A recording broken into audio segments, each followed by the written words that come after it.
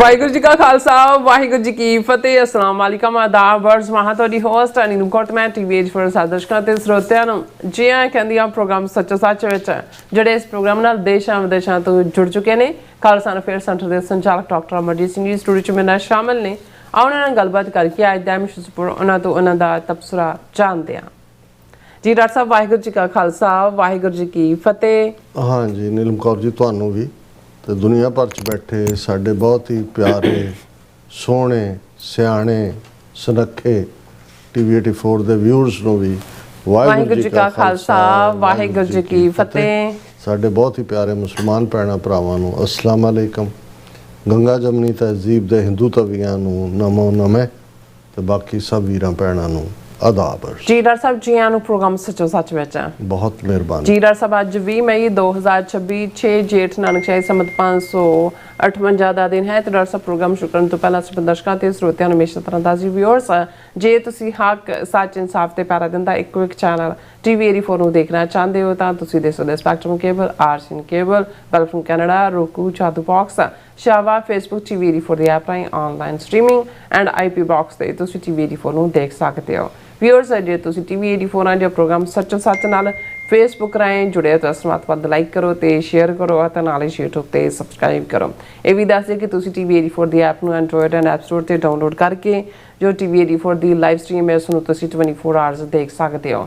ਸੋ viewers programme ਦੀ ਸ਼ੁਰੂਆਤ ਕਰਨ ਜਾ ਰਹੇ ਹਾਂ ਅੱਜ ਦੀ ਸਪਾਂਸਰਸ਼ਿਪ ਦੇ ਹਵਾਲੇ ਨਾਲ ਕਿ ਅੱਜ ਦੇ ਪ੍ਰੋਗਰਾਮ ਸੱਚੋ ਸੱਚ ਨੂੰ ਸਪਾਂਸਰ ਕੀਤਾ ਗਿਆ ਹੈ ਮਿਸ਼ੀਗਨ ਕਲਾ ਮਾਜ਼ੂ ਤੋਂ ਸਰਦਾਰ ਗੁਰਦੇਵ ਸਿੰਘ ਤੇ ਬੀਬੀ ਜਸਵਿੰਦਰ ਸਿੰਘ ਕੌਰ ਜੀ ਵੱਲੋਂ। ਸੋ ਇਹ ਟੀਵੀ 84 ਦੇ ਪੱਕੇ ਖੈਰ ਖਵਾ ਨੇ। ਇਹ ਹਰ ਤਰ੍ਹਾਂ ਦੀ ਟੀਵੀ 84 ਦੀ ਹੈਲਪ ਕਰਦੇ ਨੇ ਔਰ ਹਰ ਇਵੈਂਟਸ ਤੇ ਇਹਨਾਂ ਦੀ ਮੌਜੂਦਗੀ ਹੁੰਦੀ ਹੈ।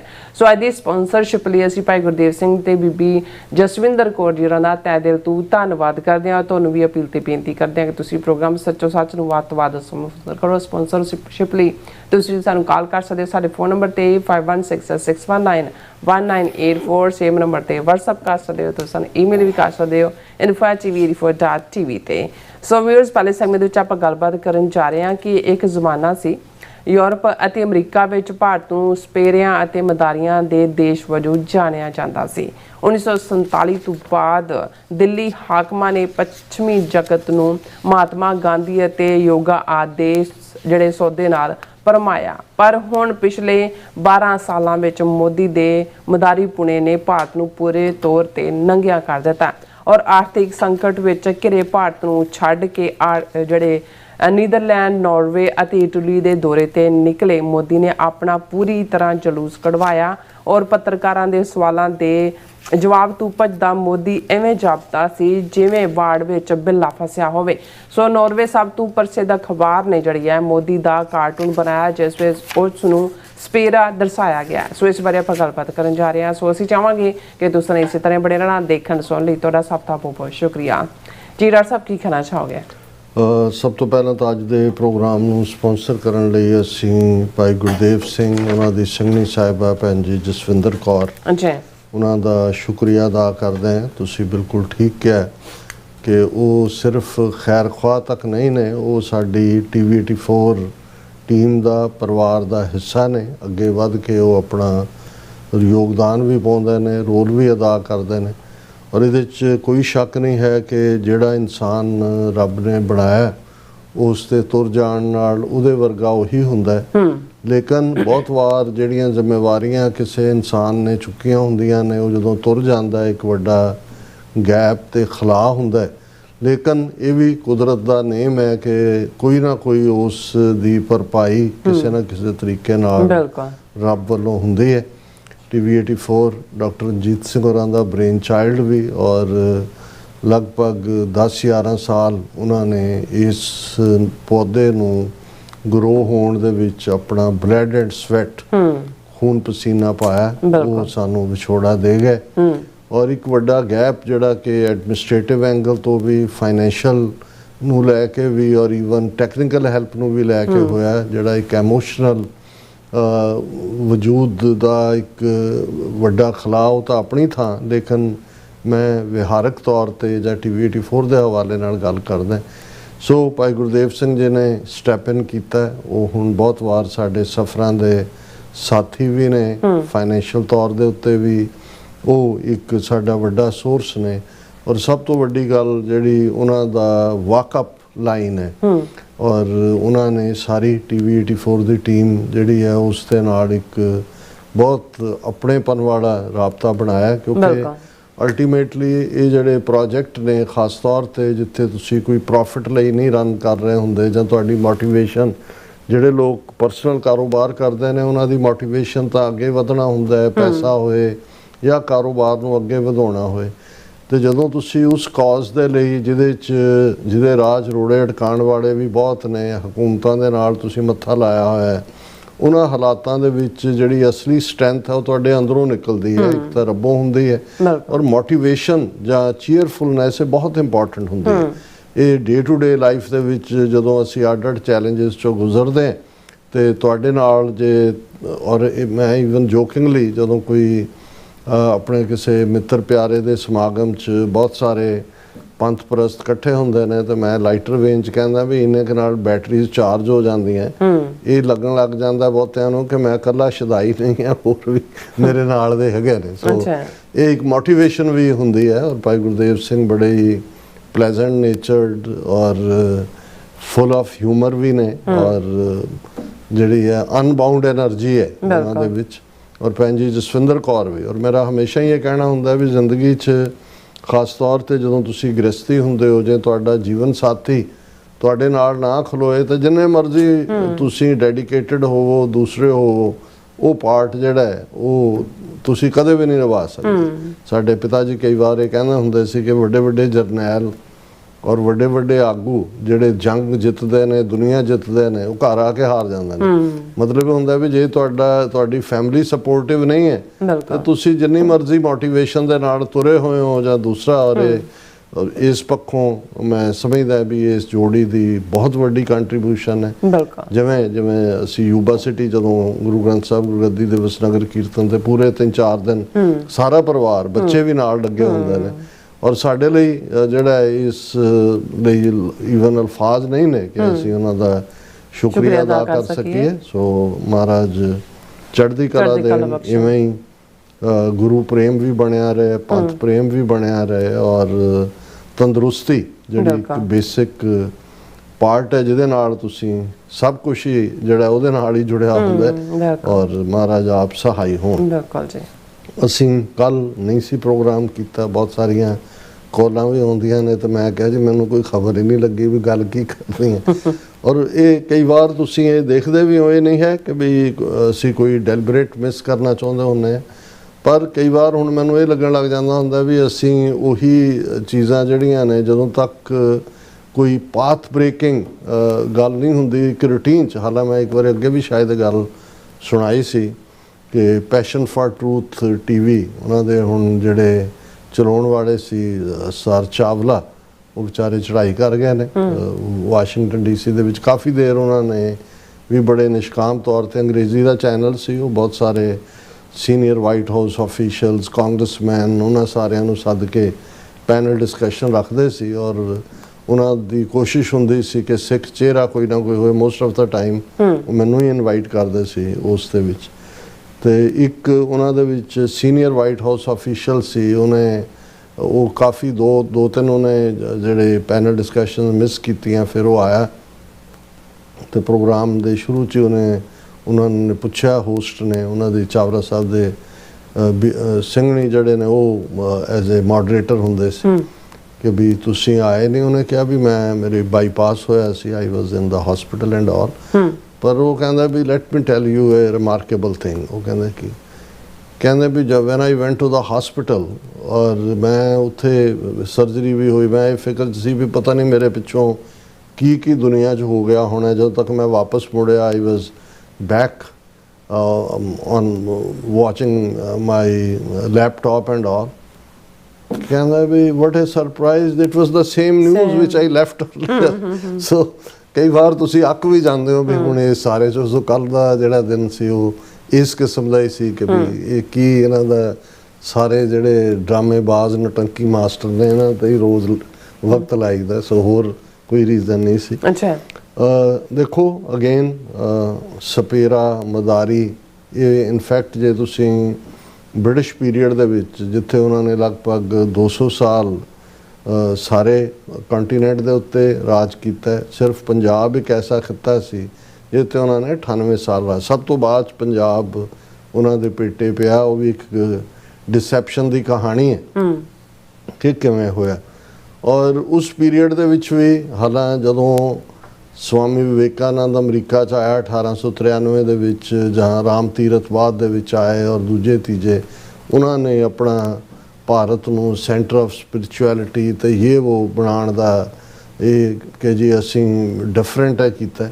ਲੇਕਿਨ ਯੂਰਪ ਦੇ ਵਿੱਚ ਵੀ ਔਰ ਅਮਰੀਕਾ 'ਚ ਵੀ ਖਾਸ ਤੌਰ 'ਤੇ ਜੋ ਭਾਰਤ ਦਾ ਇਮੇਜ ਸੀ ਉਹ ਦੋ, ਇੱਕ ਤਾਂ ਜਗਲਰ ਜਿਨ੍ਹਾਂ ਨੂੰ ਅਸੀਂ ਮਦਾਰੀ ਕਹਿੰਦੇ ਹਾਂ, ਔਰ ਉਹਨਾਂ ਦੇ ਮਦਾਰੀ ਇੱਥੇ ਆ ਕੇ ਨਿਊਯਾਰਕ ਔਰ ਦੂਸਰਿਆਂ ਦੇ ਜਿਹੜੇ ਇਹਨਾਂ ਦੇ ਸਟੂਡੀਓਜ਼ ਨੇ, ਜਾਂ ਲੰਡਨ ਦੇ ਵਿੱਚ ਉਹਨਾਂ ਦੇ ਜਿਹੜੇ ਜਿੱਥੇ ਉਹ ਨਾਟਕਸ਼ਾਲਾਵਾਂ ਸੀ, ਉਹਦੇ 'ਚ ਉਹ ਆਪਣੇ ਜੌਹਰ ਵੀ ਦਿਖਾਉਂਦੇ ਸੀ। ਮੂੰਹ 'ਚ ਕੁਛ ਪਾਇਆ, ਕੱਢਿਆ ਕੁਛ ਹੋਰ ਹੁੰਦਾ। ਹੁਣ ਮਦਾਰਪੁਣਾ ਕੀ ਹੁੰਦਾ, ਉਹਦੇ ਤੋਂ ਹੀ ਸਾਡਾ ਲਫ਼ਜ਼ ਪੰਜਾਬੀ ਦਾ ਮਦਾਰਪੁਣਾ ਹੈ, ਜਾਂ ਜਿਹਨੂੰ ਮਦਾਰੀ ਨੂੰ ਜਗਲਰ ਕਹਿੰਦੇ ਨੇ, ਔਰ ਉਹ ਜਿਹੜਾ ਟ੍ਰਿਕ ਕਰਦਾ ਹੈ ਉਹਨੂੰ ਜਗਲਰੀ ਕਹਿੰਦੇ ਨੇ। ਹੁਣ ਜ਼ਾਹਰ ਹੈ ਕਿ ਵੀ ਹੁੰਦਾ ਤਾਂ ਉਹ ਜਾਦੂ ਹਕੀਕਤ ਨਹੀਂ ਹੁੰਦਾ, ਆਪਣੇ ਆਪ ਨੂੰ ਤਾਂ ਉਹ ਜਾਦੂਗਰ ਵੀ ਕਹਿੰਦੇ ਨੇ। ਹੁਣ ਜਾਦੂ ਜੇ ਹਕੀਕਤ ਨਹੀਂ ਹੈ, ਉਹ ਇੱਕ ਟ੍ਰਿਕ ਹੈ, ਜਗਲਰੀ ਹੈ, ਮਦਾਰਪੁਣ ਹੈ। ਔਰ ਉਸ ਨੂੰ ਲੇਕਿਨ ਆਮ ਦੇਖਣ ਵਾਲੇ ਅੱਖਾਂ ਨੂੰ ਕਿਉਂਕਿ ਉਹ ਟ੍ਰਿਕ ਦੇ ਨਾਲ ਭਰਮਾ ਲਿਆ ਜਾਂਦਾ, ਉਹਨਾਂ ਨੂੰ ਹਕੀਕਤ ਲੱਗ ਰਿਹਾ ਹੁੰਦਾ। ਸੋ ਭਾਰਤ ਦੇ ਜਿਹੜਾ ਜਗਲਰ ਨੇ ਜਾਂ ਮਦਾਰੀ ਨੇ, ਜਾਂ ਉਹਨਾਂ ਦੀ ਮਸ਼ਹੂਰੀ ਸੀ। ਤੇ ਦੂਸਰਾ ਕਿਉਂਕਿ ਭਾਰਤ ਦੇ ਵਿੱਚ ਸੱਪ ਬਹੁਤ ਹੁੰਦੇ ਨੇ, ਔਰ ਬੰਗਾਲੀ ਖਾਸ ਤੌਰ ਕਿਉਂਕਿ ਵੱਡਾ ਸੂਬਾ ਬੰਗਾਲ ਸੀ, ਜਿਹਦੇ 'ਚ ਅੱਜ ਦਾ ਵੈਸਟ ਬੰਗਾਲ ਵੀ, ਅਸਾਮ ਵੀ, ਜਿਹੜਾ ਬੰਗਲਾਦੇਸ਼ ਹੈ ਉਹ ਵੀ ਉਹਦਾ ਹਿੱਸਾ ਸੀ ਉਸ ਪੀਰੀਅਡ ਦੇ ਵਿੱਚ। ਔਰ ਇਹ ਵੀ ਇੱਕ ਮਿਥ ਜਿਹੜੀ ਉੱਥੋਂ ਵਾਲਿਆਂ ਨੇ ਕੀਤਾ। ਤੁਸੀਂ ਦੇਖੋ ਹਿੰਦੁਸਤਾਨੀਆਂ ਦੀਆਂ ਕ੍ਰੀਏਟ ਕੀਤੀਆਂ ਮਿਥਸ ਕਿੰਨੀਆਂ ਇੰਪੋਰਟੈਂਟ ਨੇ ਕਿ ਜੀ ਉਹ ਜਿਹੜਾ ਸੱਪ ਜਿਹੜਾ ਉਹ ਬੀਨ ਦੇ ਉੱਤੇ ਡਾਂਸ ਕਰਦਾ ਹੈ। ਹਾਲਾਂ ਉਹ ਸੱਪ ਜਿਹੜਾ ਹੈ ਉਹ ਇਨਫੈਕਟ ਇਹ ਹੁੰਦਾ ਕਿ ਔਰ ਉਹਦੇ ਤਾਂ ਕੰਨ ਹੀ ਨਹੀਂ ਹੁੰਦੇ, ਸੱਪ ਨੂੰ ਸੁਣਦਾ ਹੀ ਕੁਛ ਨਹੀਂ। ਉਹ ਜਿਹੜੀ ਉਸ ਦੀ ਬੀਨ ਹੈ ਉਹਦੀ ਇੰਨੀ ਲੰਬੀ ਉਹ ਪਾਈਪ ਹੁੰਦੀ ਹੈ ਕਿ ਸੱਪ ਦੀ ਅੱਖ ਬੜੀ ਤੇਜ਼ ਹੁੰਦੀ ਆ। ਉਹ ਜਿਉਂ ਜਿੱਧਰ ਨੂੰ ਜਾ ਰਿਹਾ ਉਹਨੂੰ ਇਹ ਲੱਗਦਾ ਹੁੰਦਾ ਵੀ ਮੇਰੇ ਤੇ ਉਹ ਜਿਹੜਾ ਇਹ ਵਾਰ ਕਰਨਾ ਹੈ, ਤੇ ਉਹ ਉਹਨੂੰ ਡਾਂਸ ਕਹਿ ਰਿਹਾ ਹੁੰਦਾ ਨੇ। ਫਿਰ ਦੂਸਰਾ ਵੱਡਾ ਕਿ ਜੀ ਸੱਪ ਨੂੰ ਕਿੰਨੀ ਉਹਨਾਂ ਦਾ ਤਾਂ ਨਾਗ ਪੂਜਾ ਦਾ ਦਿਨ ਹੈ। ਆ ਜਿਹੜੀ ਗੁੱਗੇ ਦੀ ਪੂਜਾ, ਗੁੱਗਾ ਕੀ ਹੈ? ਗੁੱਗਾ ਸੱਪ ਹੀ ਹੈ। ਇਹਦੀ ਮਿੱਟੀ ਕੱਢਣ ਜਾਂਦੇ ਨੇ, ਕਦੇ ਛਪਾਰ ਪਹੁੰਚ ਗਏ, ਕਦੇ ਦੂਜੇ ਪਹੁੰਚ ਗਏ। ਹੁਣ ਦੂਜਾ ਇਹ ਕਿ ਜੀ ਸੱਪ ਦੁੱਧ ਪੀਂਦਾ, ਸੱਪ ਦੁੱਧ ਪੀਂਦਾ ਹੀ ਨਹੀਂ। ਇਹ ਬਿਲਕੁਲ ਇਹ ਵੀ ਮਿਥ। ਲੇਕਿਨ ਉਹਨਾਂ ਨੇ ਝੂਠ ਵੀ ਵੇਚਿਆ। ਉਹ ਸਾਡੇ ਫੋਕਲੋਰ 'ਚ ਵੀ ਸੱਪਾਂ ਨੂੰ ਅਸੀਂ ਐਜ਼ ਏ ਫਰੇਜ਼ ਵੀ ਜਿਹੜਾ ਉਹ ਯੂਜ਼ ਕਰਦੇ ਹਾਂ ਕਿ ਸੱਪੈ ਦੁੱਧ ਪਿਆ ਲਿਆ ਭਾਈ ਗੁਰਦਾਸ ਜੀ ਦਾ, ਫਿਰ ਚੱਕੀ ਚੱਟੇ ਕੁੱਤਾ ਰਾਜ ਬਹਾਲੀ ਹੈ, ਫਿਰ ਚੱਕੀ ਚੱਟੇ, ਸੱਪੈ ਦੁੱਧ ਪਿਆ ਲਿਆ ਵੇ ਉਹ ਮੂੰਹੋਂ ਸੁੱਟੇ। ਕਿ ਵੀ ਸੱਪ ਨੂੰ ਤੁਸੀਂ ਦੁੱਧ ਵੀ ਪਿਆ, ਕਿਉਂਕਿ ਆਲਰੇਡੀ ਲੋਕਾਂ 'ਚ ਅਖਾਣ ਸੀ ਕਿ ਵੀ ਸੱਪ ਨੂੰ ਤੁਸੀਂ ਜੇ ਦੁੱਧ ਵੀ ਪਿਆਓਗੇ ਉਹਨੇ ਮੂੰਹ 'ਚੋਂ ਜ਼ਹਿਰ ਹੀ ਸੁੱਟਣਾ। ਸੋ ਇਹ ਜਿਹੜਾ ਮੁਲਕ ਸੀ ਜਗਲਰਸ ਔਰ ਸਨੇਕ ਚਾਰਮਰ ਕਹਿੰਦੇ ਨੇ, ਸਪੇਰੀਅਨ, ਸੋ ਉਹ ਵੀ ਆਪਣੇ ਇੱਕ ਟੋਕਰੀ ਜਿਹੀ 'ਚ ਪਾ ਕੇ ਆਪਣੇ ਉਹ ਜੌਹਰ ਜਿਹੇ ਦਿਖਾਉਂਦੇ ਸੀ।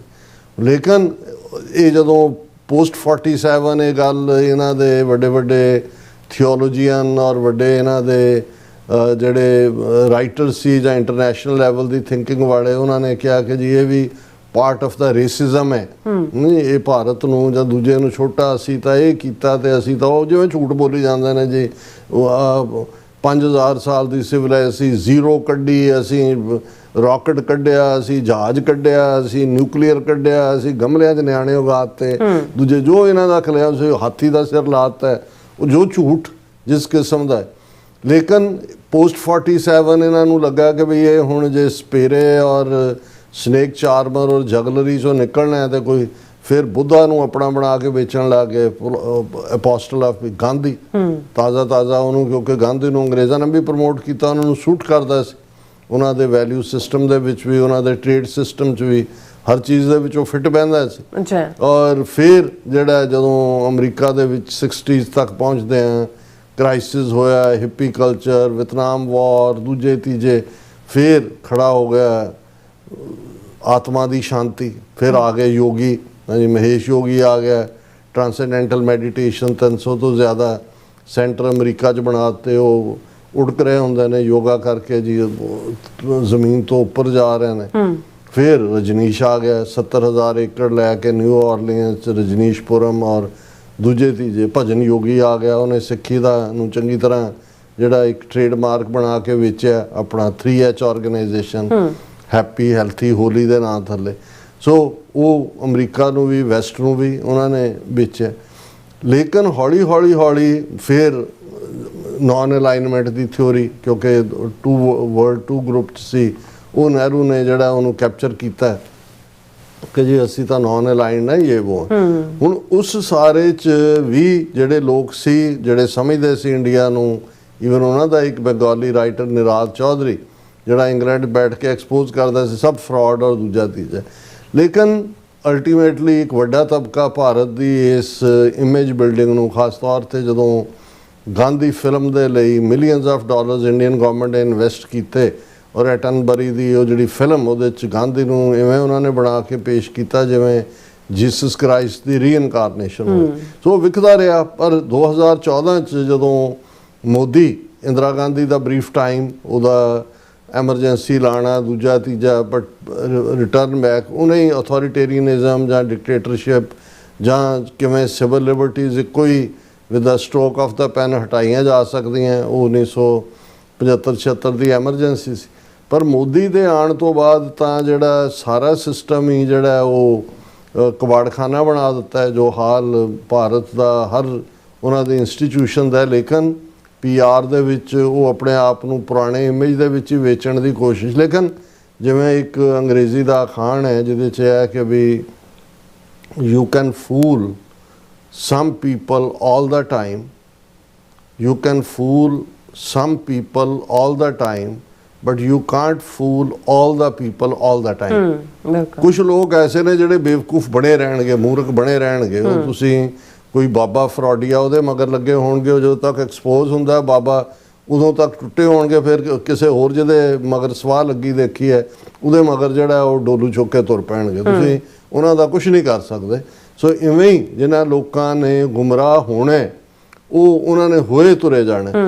ਔਰ ਇਸ ਦੇ ਬਾਵਜੂਦ ਕਿ ਭਾਰਤ ਦਾ ਕਿਵੇਂ ਕਿਸ ਲੈਵਲ 'ਤੇ ਆਪਣਾ ਇਹ ਝੂਠ ਵੇਚਦੇ ਨੇ। ਅਸੀਂ ਜਿਹੜਾ ਪ੍ਰੋਗਰਾਮ ਲਾਸਟ ਕੀਤਾ ਉਹਦੇ 'ਚ ਕਿਉਂਕਿ ਮੋਦੀ ਆਲਰੇਡੀ ਜਿੱਥੇ ਭਾਰਤ ਦੀ ਆਰਥਿਕਤਾ ਦਾ ਜੋ ਹਾਲ ਹੈ ਅੱਜ ਡਾਲਰ ਦੇ ਮੁਕਾਬਲੇ 97 ਰੁਪਏ ਤੇ ਰੁਪਈਆ ਡਾਂਸ ਕਰ ਰਿਹਾ ਹੈ। ਮਿਲੀਅਨਸ ਆਫ ਜੌਬਸ ਜਿਹੜੇ ਨੇ ਉਹ ਤੁਰ ਗਏ ਨੇ। ਮੋਦੀ ਆਉਣ ਤੋਂ ਪਹਿਲਾਂ ਉੱਥੋਂ ਭਾਰਤ ਛੱਡਣ ਤੋਂ ਉਪਦੇਸ਼ ਦੇ ਕੇ ਗਿਆ ਕਿ ਜੀ ਬਾਹਰਲੇ ਮੁਲਕਾਂ 'ਚ ਮਤ ਜਾਓ, ਅਗਲਾ 1 ਸਾਲ ਕੋਈ ਵਿਆਹ ਸ਼ਾਦੀਆਂ ਸਮਾਗਮਾਂ ਲਈ ਸੋਨਾ ਨਾ ਖਰੀਦੋ ਔਰ ਜਹਾਜ਼ਾਂ 'ਤੇ ਨਾ ਚੜ੍ਹੋ, ਬਾਹਰਲੇ ਮੁਲਕਾਂ ਦੇ ਦੌਰੇ ਆਪਣੇ ਕੈਂਸਲ ਕਰੋ, ਬਾਹਰਲੀ ਚੀਜ਼ ਨਾ ਖਰੀਦੋ, ਹਾਂਜੀ, ਔਰ ਗੱਡੀਆਂ 'ਤੇ ਜਿਹੜਾ ਉਹ ਸਫ਼ਰ ਕਰਨ ਦੀ ਥਾਂ ਬੱਸਾਂ 'ਤੇ ਸਾਈਕਲਾਂ 'ਤੇ ਕਰੋ। ਅਤੇ ਆਪ ਝੰਡਾ ਚੁੱਕ ਕੇ ਉਹ ਤੁਰ ਪਿਆ। ਔਰ ਉਹਦੀ ਟ੍ਰਿਪ ਦੇ ਵਿੱਚ ਜਿੱਥੇ ਉਹਨੇ UAE ਜਿੱਥੇ ਉਹ ਡਰਾਮਾ ਕਰ ਰਿਹਾ ਜਿਸ ਭਾਰਤ ਦੇ ਵਿੱਚ ਮੁਸਲਮਾਨਾਂ ਦਾ ਜੀਣਾ ਹਰਾਮ ਕੀਤਾ ਹੋਇਆ, ਉੱਥੇ ਜਦੋਂ ਜਹਾਜ਼ ਤੋਂ ਉਤਰਦਾ ਅਤੇ UAE ਦਾ ਉਹ ਫਰੋਡੀਆ ਜਿਹਾ ਸ਼ੇਖ ਉਹ ਐਵੇਂ ਬਾਹਾਂ ਉਹਨੇ ਪਹਿਲਾਂ ਹੀ ਉਲਾਰੀਆਂ ਹੋਈਆਂ, ਉਹਨੂੰ ਜਾ ਕੇ ਐਂ ਆਪਣੇ ਉਹਦੇ ਨਾਲ ਚੰਬੜ ਜਾਂਦਾ ਜਿਵੇਂ ਕਿ ਪਤਾ ਨਹੀਂ ਕਿੰਨੇ ਜਨਮਾਂ ਦਾ ਵਿਛੜਿਆ ਉਹਨੂੰ ਮਿਲਿਆ ਹੋਇਆ। ਔਰ ਫਿਰ ਉਹ ਜਿਹੜੇ ਮੁੱਖ ਤੌਰ 'ਤੇ 3 ਮੁਲਕ ਜਿਨ੍ਹਾਂ ਦੇ ਵਿੱਚ ਨੀਦਰਲੈਂਡ ਔਰ ਨਾਰਵੇ ਔਰ ਇਟਲੀ, ਇਹ 3 ਮੁਲਕਾਂ ਦਾ ਵੀ ਦੌਰਾ ਉਹਦਾ ਜਿਹੜਾ ਖ਼ਤਮ ਹੋ ਗਿਆ। ਹੁਣ ਇਟਲੀ ਤੋਂ ਬਾਅਦ ਉਹਨੇ ਵਾਪਸ ਮੁੜਨਾ ਸੀ। ਹੁਣ ਉਹ UAE ਵਾਲੇ ਤਾਂ ਡਰਾਮੇਬਾਜ਼ੀ, ਉਹ ਤਾਂ ਜਸਟ UAE ਨੂੰ ਠੀਕ ਕਿਹਾ ਸੀ ਪਾਕਿਸਤਾਨੀ ਇੰਟੈਲੈਕਚੁਅਲ ਨੇ ਕਿ ਬੈਟਰ ਹੋਏਗਾ ਕਿ UAE ਆਪਣੇ ਆਪ ਨੂੰ ਅਖੰਡ ਭਾਰਤ ਦਾ ਹਿੱਸਾ ਹੀ ਬਣਾ ਲਏ। ਉਹ ਤਾਂ ਬਿਲਕੁਲ ਉਹ ਇਜ਼ਰਾਈਲ ਨੂੰ ਵੀ ਰੈਕਗਨਾਈਜ਼ ਕੀਤਾ ਹੋਇਆ ਹੈ। ਨੈਤਨਯਾਹੂ ਨੇ ਵੀ ਕਿਹਾ ਕਿ ਜੀ ਡਿਊਰਿੰਗ 40 ਡੇ ਵਾਰ ਮੈਂ ਜਿਹੜਾ ਉੱਥੇ ਗਿਆ, ਮੋਸਾਦ ਦਾ ਚੀਫ ਵੀ ਗਿਆ। So India Israel relationship, India UAE relationship ਦਾ ਮਤਲਬ ਇਹ ਹੀ ਹੈ ਕਿ ਮੋਸਾਦ ਦਾ ਨੈਟਵਰਕ ਹੈ। ਹੁਣ ਜਿਹੜੀ ਸਭ ਦੀਆਂ ਅੱਖਾਂ ਲੱਗੀਆਂ ਹੋਈਆਂ ਸੀ ਕਿ ਵੀ ਉੱਥੇ ਲੈਣ ਕੀ ਗਿਆ, ਇੱਕ ਪਾਸੇ ਤਾਂ ਦੂਜਿਆਂ ਨੂੰ ਉਪਦੇਸ਼ ਦੇ ਰਿਹਾ ਵੀ ਐਡਾ ਨਾਰਵੇ ਦੇ ਨਾਲ ਸਾਰਾ $2 ਬਿਲੀਅਨ ਦੀ ਟ੍ਰੇਡ ਹੈ ਇੰਡੀਆ ਦੀ, ਨਥਿੰਗ। ਔਰ ਨੀਦਰਲੈਂਡ 'ਚ ਕੀ ਲੈਣ ਗਿਆ ਜਾਂ ਇਟਲੀ ਦੇ ਨਾਲ, ਉਹ ਠੀਕ ਹੈ ਇਟਲੀ ਦੀ ਮੈਲੋਨੀ ਜਿਹੜੀ ਆ ਉਹ ਪਹਿਲਾਂ ਟਰੰਪ ਦੀ ਐਡਮਾਇਰਰ ਸੀ, ਫਿਰ ਟਰੰਪ ਨੂੰ ਵੀ ਜਿਹੜਾ ਉਹ ਘੂਰਨ ਲੱਗ ਗਈ ਤਾਂ ਦੂਜੇ, ਪਰ ਉਹ ਮੋਦੀ ਐ ਜਿਹੜਾ ਉਹ ਪ੍ਰੈਜ਼ੈਂਟ ਕਰਦਾ ਜਿਵੇਂ ਉਹਦੀ ਸਹੇਲੀ ਹੋਏ। ਨਹੀਂ, ਇਸ ਕਿਸਮ ਦਾ ਉਸਨੇ ਆਪਣਾ ਪਹਿਲਾਂ ਵੀ ਜਿਵੇਂ ਅਡੰਬਰ ਕਰਦਾ ਟਰੰਪ ਨਾਲ ਵੀ ਇਹੀ ਸੀ, ਉਹ ਵੀ ਮਾਈ ਫਰੈਂਡ ਤੇ ਇਹ ਵੀ ਇਵੇਂ ਹੀ ਕਰਦਾ ਸੀ ਕਿ ਅਬ ਕੀ ਬਾਰ ਟਰੰਪ ਸਰਕਾਰ, ਜਿਵੇਂ ਟਰੰਪ ਜਿਹੜਾ ਉਹ ਮੋਦੀ ਦੀ ਜੇਬ 'ਚ ਹੋਏ। ਸੋ ਇਹਨਾਂ ਨੂੰ ਇਹ ਬਿਲਕੁਲ ਅਕਲ ਦੇ ਅੰਨਿਆਂ ਨੂੰ ਇਸ ਗੱਲ ਦੀ ਹੈ ਹੀ ਨਹੀਂ ਹੈ ਕਿ ਵੀ ਫੋਰਨ ਪਾਲਿਸੀ ਔਰ ਇਸ ਕਿਸਮ ਦੇ ਜਿਹੜੇ ਡਰਾਮੇਬਾਜ਼ੀ ਨੌਟੰਕੀ ਜਾਂ ਜੈਸਚਰ ਜਿਹਨੂੰ ਵੈਸਟਰਨ ਜ਼ਬਾਨ 'ਚ ਕਹਿੰਦੇ ਨੇ, ਇਹ ਬਿਲਕੁਲ ਇਹਨਾਂ ਦੇ ਅੱਡ ਮਤਲਬ ਹੁੰਦੇ ਨੇ। ਸੋ ਅਸੀਂ ਡਿਸਕਸ ਕੀਤਾ ਸੀ ਲਾਸਟ ਪ੍ਰੋਗਰਾਮ 'ਚ ਕਿ ਵੀ ਨੀਦਰਲੈਂਡਸ ਦੇ ਵਿੱਚ ਜਿਹੜਾ ਪੁਰਾਣਾ ਹਾਲੈਂਡ ਹੈ ਔਰ ਉਹਦੇ 'ਚ ਕਿਵੇਂ ਉਹਨਾਂ ਦੇ ਪ੍ਰਾਈਮ ਮਿਨਿਸਟਰ ਨੇ ਹੀ ਜਿਹੜਾ, ਕਿਉਂਕਿ ਹੁਣ ਮੋਦੀ ਜਿਹੜਾ ਉਹ 2014 ਤੋਂ ਪ੍ਰਾਈਮ ਮਿਨਿਸਟਰੀਅਲ ਚੇਅਰ ਦੇ ਉੱਤੇ ਹੈ, ਲੇਕਿਨ ਇਹਨਾਂ 12 ਸਾਲਾਂ ਦੇ ਵਿੱਚ ਉਹ ਪ੍ਰੈਸ ਕਾਨਫਰੰਸ ਤੋਂ ਦੌੜਦਾ। 2-3 ਮੌਕੇ ਐਸੇ ਆਏ ਔਰ ਜਿਹਦੇ 'ਚ ਜਿਵੇਂ ਰੱਬ ਨੇ ਕਿਸੇ ਦਾ ਪਾਜ ਮਲੰਮਾ ਲੈ ਜਾਏਗਾ, ਉਹ ਜਿਹੜਾ ਬੰਨਿਆ ਹੁੰਦਾ ਲੋਗੜ ਜਿਹਾ ਉਹ ਲੱਥ ਜਾਂਦਾ ਉੱਤੋਂ। ਉਹਨੇ ਇੱਕ ਵਾਰ ਪਹਿਲਾਂ ਉਹ ਜਰਮਨ ਆਇਆ ਸੀ 2022 ਦੇ ਵਿੱਚ, ਉੱਥੇ ਵੀ ਕਿਉਂਕਿ ਹੁਣ ਇਹ ਸਾਰੇ ਜਿਹੜੇ ਯੂਰਪ ਦੇ ਮੁਲਕ ਨੇ ਜਿਨ੍ਹਾਂ ਦੀਆਂ ਬਾਡੀਜ਼ ਜਿਹੜੀਆਂ ਆਰਗੇਨਾਈਜੇਸ਼ਨਸ ਉਹ ਪ੍ਰੈਸ ਰੇਟਿੰਗਸ ਕਰਦੀਆਂ, ਫਰੀडम ਆਫ ਐਕਸਪ੍ਰੈਸ਼ਨ ਦੀ ਗੱਲ ਕਰਦੀਆਂ, ਪੱਤਰਕਾਰ ਸਵਾਲ ਪੁੱਛਦੇ ਨੇ। ਡੈਮੋਕ੍ਰੇਸੀ ਦਾ ਤਾਂ ਮਤਲਬ ਹੀ ਅਕਾਊਂਟੇਬਿਲਟੀ ਹੈ। 2022 ਦੇ ਵਿੱਚ ਇਹਨੂੰ ਘੇਰਿਆ ਸੀ, ਜਰਮਨੀ ਦੇ ਪ੍ਰਾਈਮ ਮਿਨਿਸਟਰ ਨੇ ਐਕਸਪੋਜ਼ ਕੀਤਾ ਸੀ ਕਿ ਭਾਈ ਇਹ ਹੁਣ ਸਾਡੀ ਰਵਾਇਤ ਦਾ ਸਵਾਲ ਦੀ ਇਹ ਨਹੀਂ ਚਾਹੁੰਦਾ ਹੈ। 2023 ਦੇ ਵਿੱਚ ਜਦੋਂ ਬਾਈਡਨ ਜਿਹੜਾ ਉਹ ਪ੍ਰੈਜ਼ੀਡੈਂਟ ਸੀ ਅਮਰੀਕਾ ਦਾ, ਮੋਦੀ ਆਇਆ ਵਾਈਟ ਹਾਊਸ, ਔਰ ਇਹ ਉਹੀ ਪੀਰੀਅਡ ਸੀ ਜਦੋਂ ਕਿ ਜਿਹੜੀ ਇੰਡੀਆ ਦੀ ਟਰਾਂਸਨੈਸ਼ਨਲ ਰਿਪਰੈਸ਼ਨ ਹੈ ਸਿੱਖਾਂ ਦੇ ਖਿਲਾਫ, ਉਹ ਇੰਗਲੈਂਡ ਦੇ ਵਿੱਚ ਹਰਦੀਪ ਸਿੰਘ ਨਿੱਜਰ ਔਰ ਇੱਥੇ ਗੁਰਪਤਵੰਤ ਪੰਨੂ ਮਰਡਰ ਪਲਾਟ ਵਾਪਰਨ ਵਾਲਾ ਸੀ, ਉਸ ਪੀਰੀਅਡ ਦੀ ਗੱਲ ਹੈ। ਉਹਦੇ 'ਚ ਇਹਨਾਂ ਨੇ ਕਿਹਾ ਵਾਈਟ ਹਾਊਸ ਨੇ ਕਿ ਵੀ ਇਹ ਜਦੋਂ ਕੋਈ ਸਟੇਟ ਵਿਜ਼ਿਟ ਕਿਸੇ ਨੂੰ ਦਿੱਤੀ ਜਾਂਦੀ ਹੈ ਉਸ ਤੋਂ ਬਾਅਦ ਇਹ ਸਾਡਾ ਨੋਰਮ ਹੈ ਕਿ ਇੱਕ ਪ੍ਰੈਸ ਕਾਨਫਰੰਸ ਹੁੰਦੀ ਹੈ। ਉਹਨਾਂ ਨੇ ਕਿਹਾ ਜੀ ਠੀਕ ਹੈ, 2 ਸਵਾਲ ਮੋਦੀ ਲੈ ਲੇਗਾ, ਬਾਕੀ ਬਾਈਡਨ ਲਏਗਾ। ਹੁਣ 2 ਸਵਾਲਾਂ 'ਚ ਇੱਕ ਤਾਂ ਉਹਨਾਂ ਨੇ ਆਪਣਾ ਜਿਹੜਾ ਸੈੱਟ ਕੀਤਾ ਜਰਨਲਿਸਟ ਸੀ, ਉਹਨੇ ਐਨਵਾਇਰਨਮੈਂਟ ਵਗੈਰਾ ਬਾਰੇ ਪੁੱਛਿਆ ਮੋਦੀ ਨੂੰ, ਉਹ ਉਹਨੇ ਇੱਧਰ ਉੱਧਰ ਮਾਰੀਆਂ ਜਬਰੀਆਂ। ਹੁਣ ਵਾਲ ਸਟਰੀਟ ਜਰਨਲ ਦੀ ਇੱਕ ਜਰਨਲਿਸਟ ਬੀਬੀ ਸਦੀਕੀ ਜਿਹੜੀ ਭਾਰਤੀ ਮੂਲ ਦੀ ਮੁਸਲਮਾਨ ਪਰ ਅਮਰੀਕਨ ਸਿਟੀਜ਼ਨ, ਉਹਨੇ ਜਦੋਂ ਹਿਊਮਨ ਰਾਈਟਸ ਦੇ ਉੱਤੇ ਔਰ ਮਾਈਨੋਰਿਟੀ ਰਾਈਟਸ ਦੇ ਉੱਤੇ ਸਵਾਲ ਪੁੱਛਿਆ ਤੇ ਮੋਦੀ ਦੇ ਤਾਂ ਚਿਹਰੇ ਦੇ ਤੋਤੇ ਉੱਡ ਗਏ। ਉਹ ਜਿਵੇਂ ਉਹ ਗਿੱਦੜ ਦੀ ਹੁੰਦੀ ਆ ਕਿ ਵੀ ਗਿੱਦੜ ਨੂੰ ਕਿਸੇ ਨੇ ਕਿਹਾ ਸੀ ਤੂੰ ਚੱਲ ਸ਼ੇਰ ਦਾ ਤੂੰ ਬਣ ਜਾ ਜੰਗਲ ਦਾ ਰਾਜਾ, ਤੇ ਉਹਨੇ ਕਿਹਾ ਵੀ ਮੈਂ ਉਹਨੂੰ ਰਾਜਾ ਤਾਂ ਬਣਾਤਾ, ਮੇਰੀ ਕੋਈ ਨਿਸ਼ਾਨੀ ਤਾਂ ਹੋਏ। ਉਹਨੇ ਕਿਹਾ ਵੀ ਤੇਰੀ ਪੂੰਛ ਤੇ ਛੱਜ ਬੰਨ੍ਹ ਦਿੰਦੇ। ਜਦੋਂ ਅਸਲੀ ਸ਼ੇਰ ਆਇਆ ਦੌੜਿਆ ਗਿੱਦੜ, ਉਹ ਆਪਣੇ ਉਹ ਬੜਿਆ ਗੁੱਟ ਉਹਦੇ 'ਚ ਇੱਕ ਹੋਲ ਜਿਹੇ 'ਚ, ਤੇ ਹੁਣ ਉਹ ਬੜਿਆ ਨਾ ਜਾਇਆ ਕਿਉਂਕਿ ਛੱਜ ਵਿੱਚ ਫਸ ਗਿਆ ਆ ਕੇ। ਸੋ ਮੋਦੀ ਦੀ ਉਹ ਜਿਹੜੀ ਉਸ ਵਾਈਟ ਹਾਊਸ ਦੀ ਪ੍ਰੈਸ ਕਾਨਫਰੰਸ ਉਹਦੀ ਸ਼ਕਲ ਹੈ ਉਹ ਇਵੇਂ ਹੀ ਹੈ ਕਿ ਜਿਹੜਾ ਗਿੱਦੜ ਹੈ ਉਹ ਫਿਰ ਸ਼ੇਰ ਨੇ ਪੂਛ ਤੋਂ ਹੀ ਛੱਜ ਦੇ ਸਣੇ ਬਾਹਰ ਖਿੱਚ ਲਿਆ ਗਿੱਦੜ ਨੂੰ। ਫਿਰ ਗਿੱਦੜ ਦਾ ਕੀ ਹੋਇਆ ਹੋਵੇਗਾ ਸਾਰੇ ਜਾਣ ਸਕਦੇ ਨੇ। ਲੇਕਿਨ ਕਿਵੇਂ ਉਹਨੂੰ ਬੀਬੀ ਸਦੀਕੀ ਨੂੰ ਟਰੋਲ ਕੀਤਾ ਗਿਆ ਕਿ 2 ਦਿਨ ਬਾਅਦ ਵਾਈਟ ਹਾਊਸ ਨੂੰ ਜਿਹੜਾ ਉਹਨੂੰ ਡਿਫੈਂਡ ਕਰਨਾ ਪਿਆ। ਹੁਣ ਇਹ 2023 ਦੀ ਗੱਲ ਹੈ ਔਰ ਉਸ ਤੋਂ ਬਾਅਦ ਜਿਹੜਾ ਹੁਣ ਜਿਹੜੀ ਉਹਦੇ ਸਾਹਮਣੇ ਮੋਦੀ ਸਾਹਮਣੇ ਹਿਊਮਿਲੇਸ਼ਨ ਹੋਈ, ਨੀਦਰਲੈਂਡ ਵਾਲਾ ਹੀ ਸੀ ਜ਼ਿਕਰ ਕਿ ਉਸ ਤੋਂ ਬਾਅਦ ਉਹਨੇ ਨਾਰਵੇ ਜਾਣਾ ਸੀ। ਹੁਣ ਨਾਰਵੇ ਦੇ ਵਿੱਚ ਜਿਹੜਾ ਨਾਰਵੇ ਜਦੋਂ ਤੁਸੀਂ ਪ੍ਰੈਸ ਫਰੀडम ਇੰਡੈਕਸ ਦੇਖਦੇ ਹੋ ਦੁਨੀਆ ਦੇ 180 ਜਾਂ ਮੁਲਕਾਂ ਦਾ ਨੰਬਰ 1 ਤੇ ਹੈ। ਹੁਣ ਨਾਰਵੇ ਦੇ ਵਿੱਚ ਇੱਕ ਬੀਬੀ ਨੇ ਉਹਨੂੰ ਮੋਦੀ ਨੂੰ ਜਿਹੜਾ ਹਾਲਾਂ ਇਹ ਦੋਨੋਂ ਹੀ ਨਾਰਵੇ ਦਾ ਪ੍ਰਾਈਮ ਮਿਨਿਸਟਰ ਔਰ ਦੂਜਾ ਆਪਣੀ ਬਰੀਫਿੰਗ ਕਰਕੇ ਜਾਣ ਲੱਗੇ ਜਿਵੇਂ ਹੀ, ਤੇ ਇੱਕ ਬੀਬੀ ਨੇ ਖਲੋ ਕੇ ਉੱਚੀ ਸਾਰੀ, ਉਹਦਾ ਜਰਨਲਿਸਟ ਦਾ ਨਾਂ ਹੇਲਾ ਲੇਂਗ, ਉਹਨੇ ਕਿਹਾ ਕਿ ਵੀ ਪ੍ਰਾਈਮ ਮਿਨਿਸਟਰ ਮੋਦੀ ਤੁਸੀਂ ਇਹ ਦੱਸੋ ਕਿ ਵੀ ਤੁਸੀਂ ਸਵਾਲਾਂ ਤੋਂ ਦੌੜਦੇ ਕਿਉਂ, ਤੁਸੀਂ ਕਿਉਂ ਨਹੀਂ ਜਿਹੜਾ ਉਹ ਫੇਸ ਕਰਦੇ, ਤੁਸੀਂ ਜਿਸ ਮੁਲਕ 'ਚੋਂ ਇਹਦੇ 'ਚ ਫਰੀडम ਹੈ ਔਰ ਇਹ ਨੰਬਰ 1 ਸਾਡਾ ਇੰਡੈਕਸ। ਮੋਦੀ ਹੋਰ ਅੱਗੇ ਦੌੜਿਆ ਔਰ ਨਤੀਜੇ ਦੇ ਤੌਰ ਤੇ ਉਸ ਤੋਂ ਬਾਅਦ ਉਹਨਾਂ ਦੀ ਫੋਰਨ ਮਿਨਿਸਟਰੀ ਨੇ ਕਿਹਾ ਜੀ ਅਸੀਂ ਜਿਹੜਾ ਹੈ ਉਹ ਮਿਸਟਰ ਜਾਰਜ ਕੇ ਕੌਣ ਉਹਨੂੰ ਲਿਆ ਕੇ ਬਿਠਾਇਆ ਇੱਕ ਹੋਰ ਈਸਾਈ ਨੂੰ ਕਿ ਜੀ ਅਸੀਂ ਕਰਾਂਗੇ। ਉੱਥੇ ਵੀ ਉਹ ਬੀਬੀ ਪਹੁੰਚ ਗਈ ਔਰ ਉਹਨਾਂ ਦੇ ਕੋਲ ਉਹਨੂੰ ਇਹੀ ਕਹਿ ਗਿਆ ਜੀ ਸਾਡੀ ਸਿਵਲਾਈਜੇਸ਼ਨ 5000 ਸਾਲ ਪੁਰਾਣੀ ਹੈ, ਅਸੀਂ ਸਿਫਰ ਕੱਢੀ, ਸਾਡੇ ਕਨਸਟੀਟਿਊਸ਼ਨ 'ਚ ਬਰਾਬਰੀ ਹੈ, ਸਾਡੇ ਫਲਾਣੇ 'ਚ ਹੈ, ਸਾਡੇ ਢਿਮਕੇ 'ਚ ਹੈ। ਹੁਣ ਇਸ ਸਾਰੇ ਦਾ ਰੌਲਾ ਜੇ ਤਾਂ ਇਹਨੂੰ ਇਹ ਕਹਿਣਾ ਹੋਏ ਵੀ ਮੋਦੀ ਦਾ ਐਕਸਪੋਜ਼ਰ ਜਿਹੜਾ ਟਰੂ ਮੋਦੀ ਹੈ ਜਿਸ ਕਿਸਮ ਦਾ ਫਰਾਡੀ ਹੈ ਉਹ ਪੂਰੀ ਤਰ੍ਹਾਂ ਹੋਇਆ, ਕਿਉਂਕਿ ਇਕੱਲਾ ਇਹੀ ਨਹੀਂ ਕਿ ਵੀ ਉਸ ਬੀਬੀ ਦੇ ਨਾਲ ਵੀ ਉਹ ਬੀਬੀ ਸਦੀਕੀ ਵਾਲਾ ਹੀ ਹਾਲ ਹੋਇਆ ਕਿ ਉਸ ਨੂੰ ਟਰੋਲ ਕੀਤਾ ਜਾਣ ਲੱਗਾ। ਹੁਣ ਉਹਨੇ ਹੀਲਾ ਲੇਂਗ ਨੇ ਇਹ ਵੀ ਦਾਅਵਾ ਕੀਤਾ ਕਿ ਵੀ ਉਸ ਦਾ ਇੰਸਟਾਗ੍ਰਾਮ ਔਰ ਫੇਸਬੁੱਕ ਅਕਾਊਂਟ ਜਿਹੜਾ ਹੈ ਉਹ ਸਸਪੈਂਡ ਕਰਵਾ ਦਿੱਤਾ ਗਿਆ।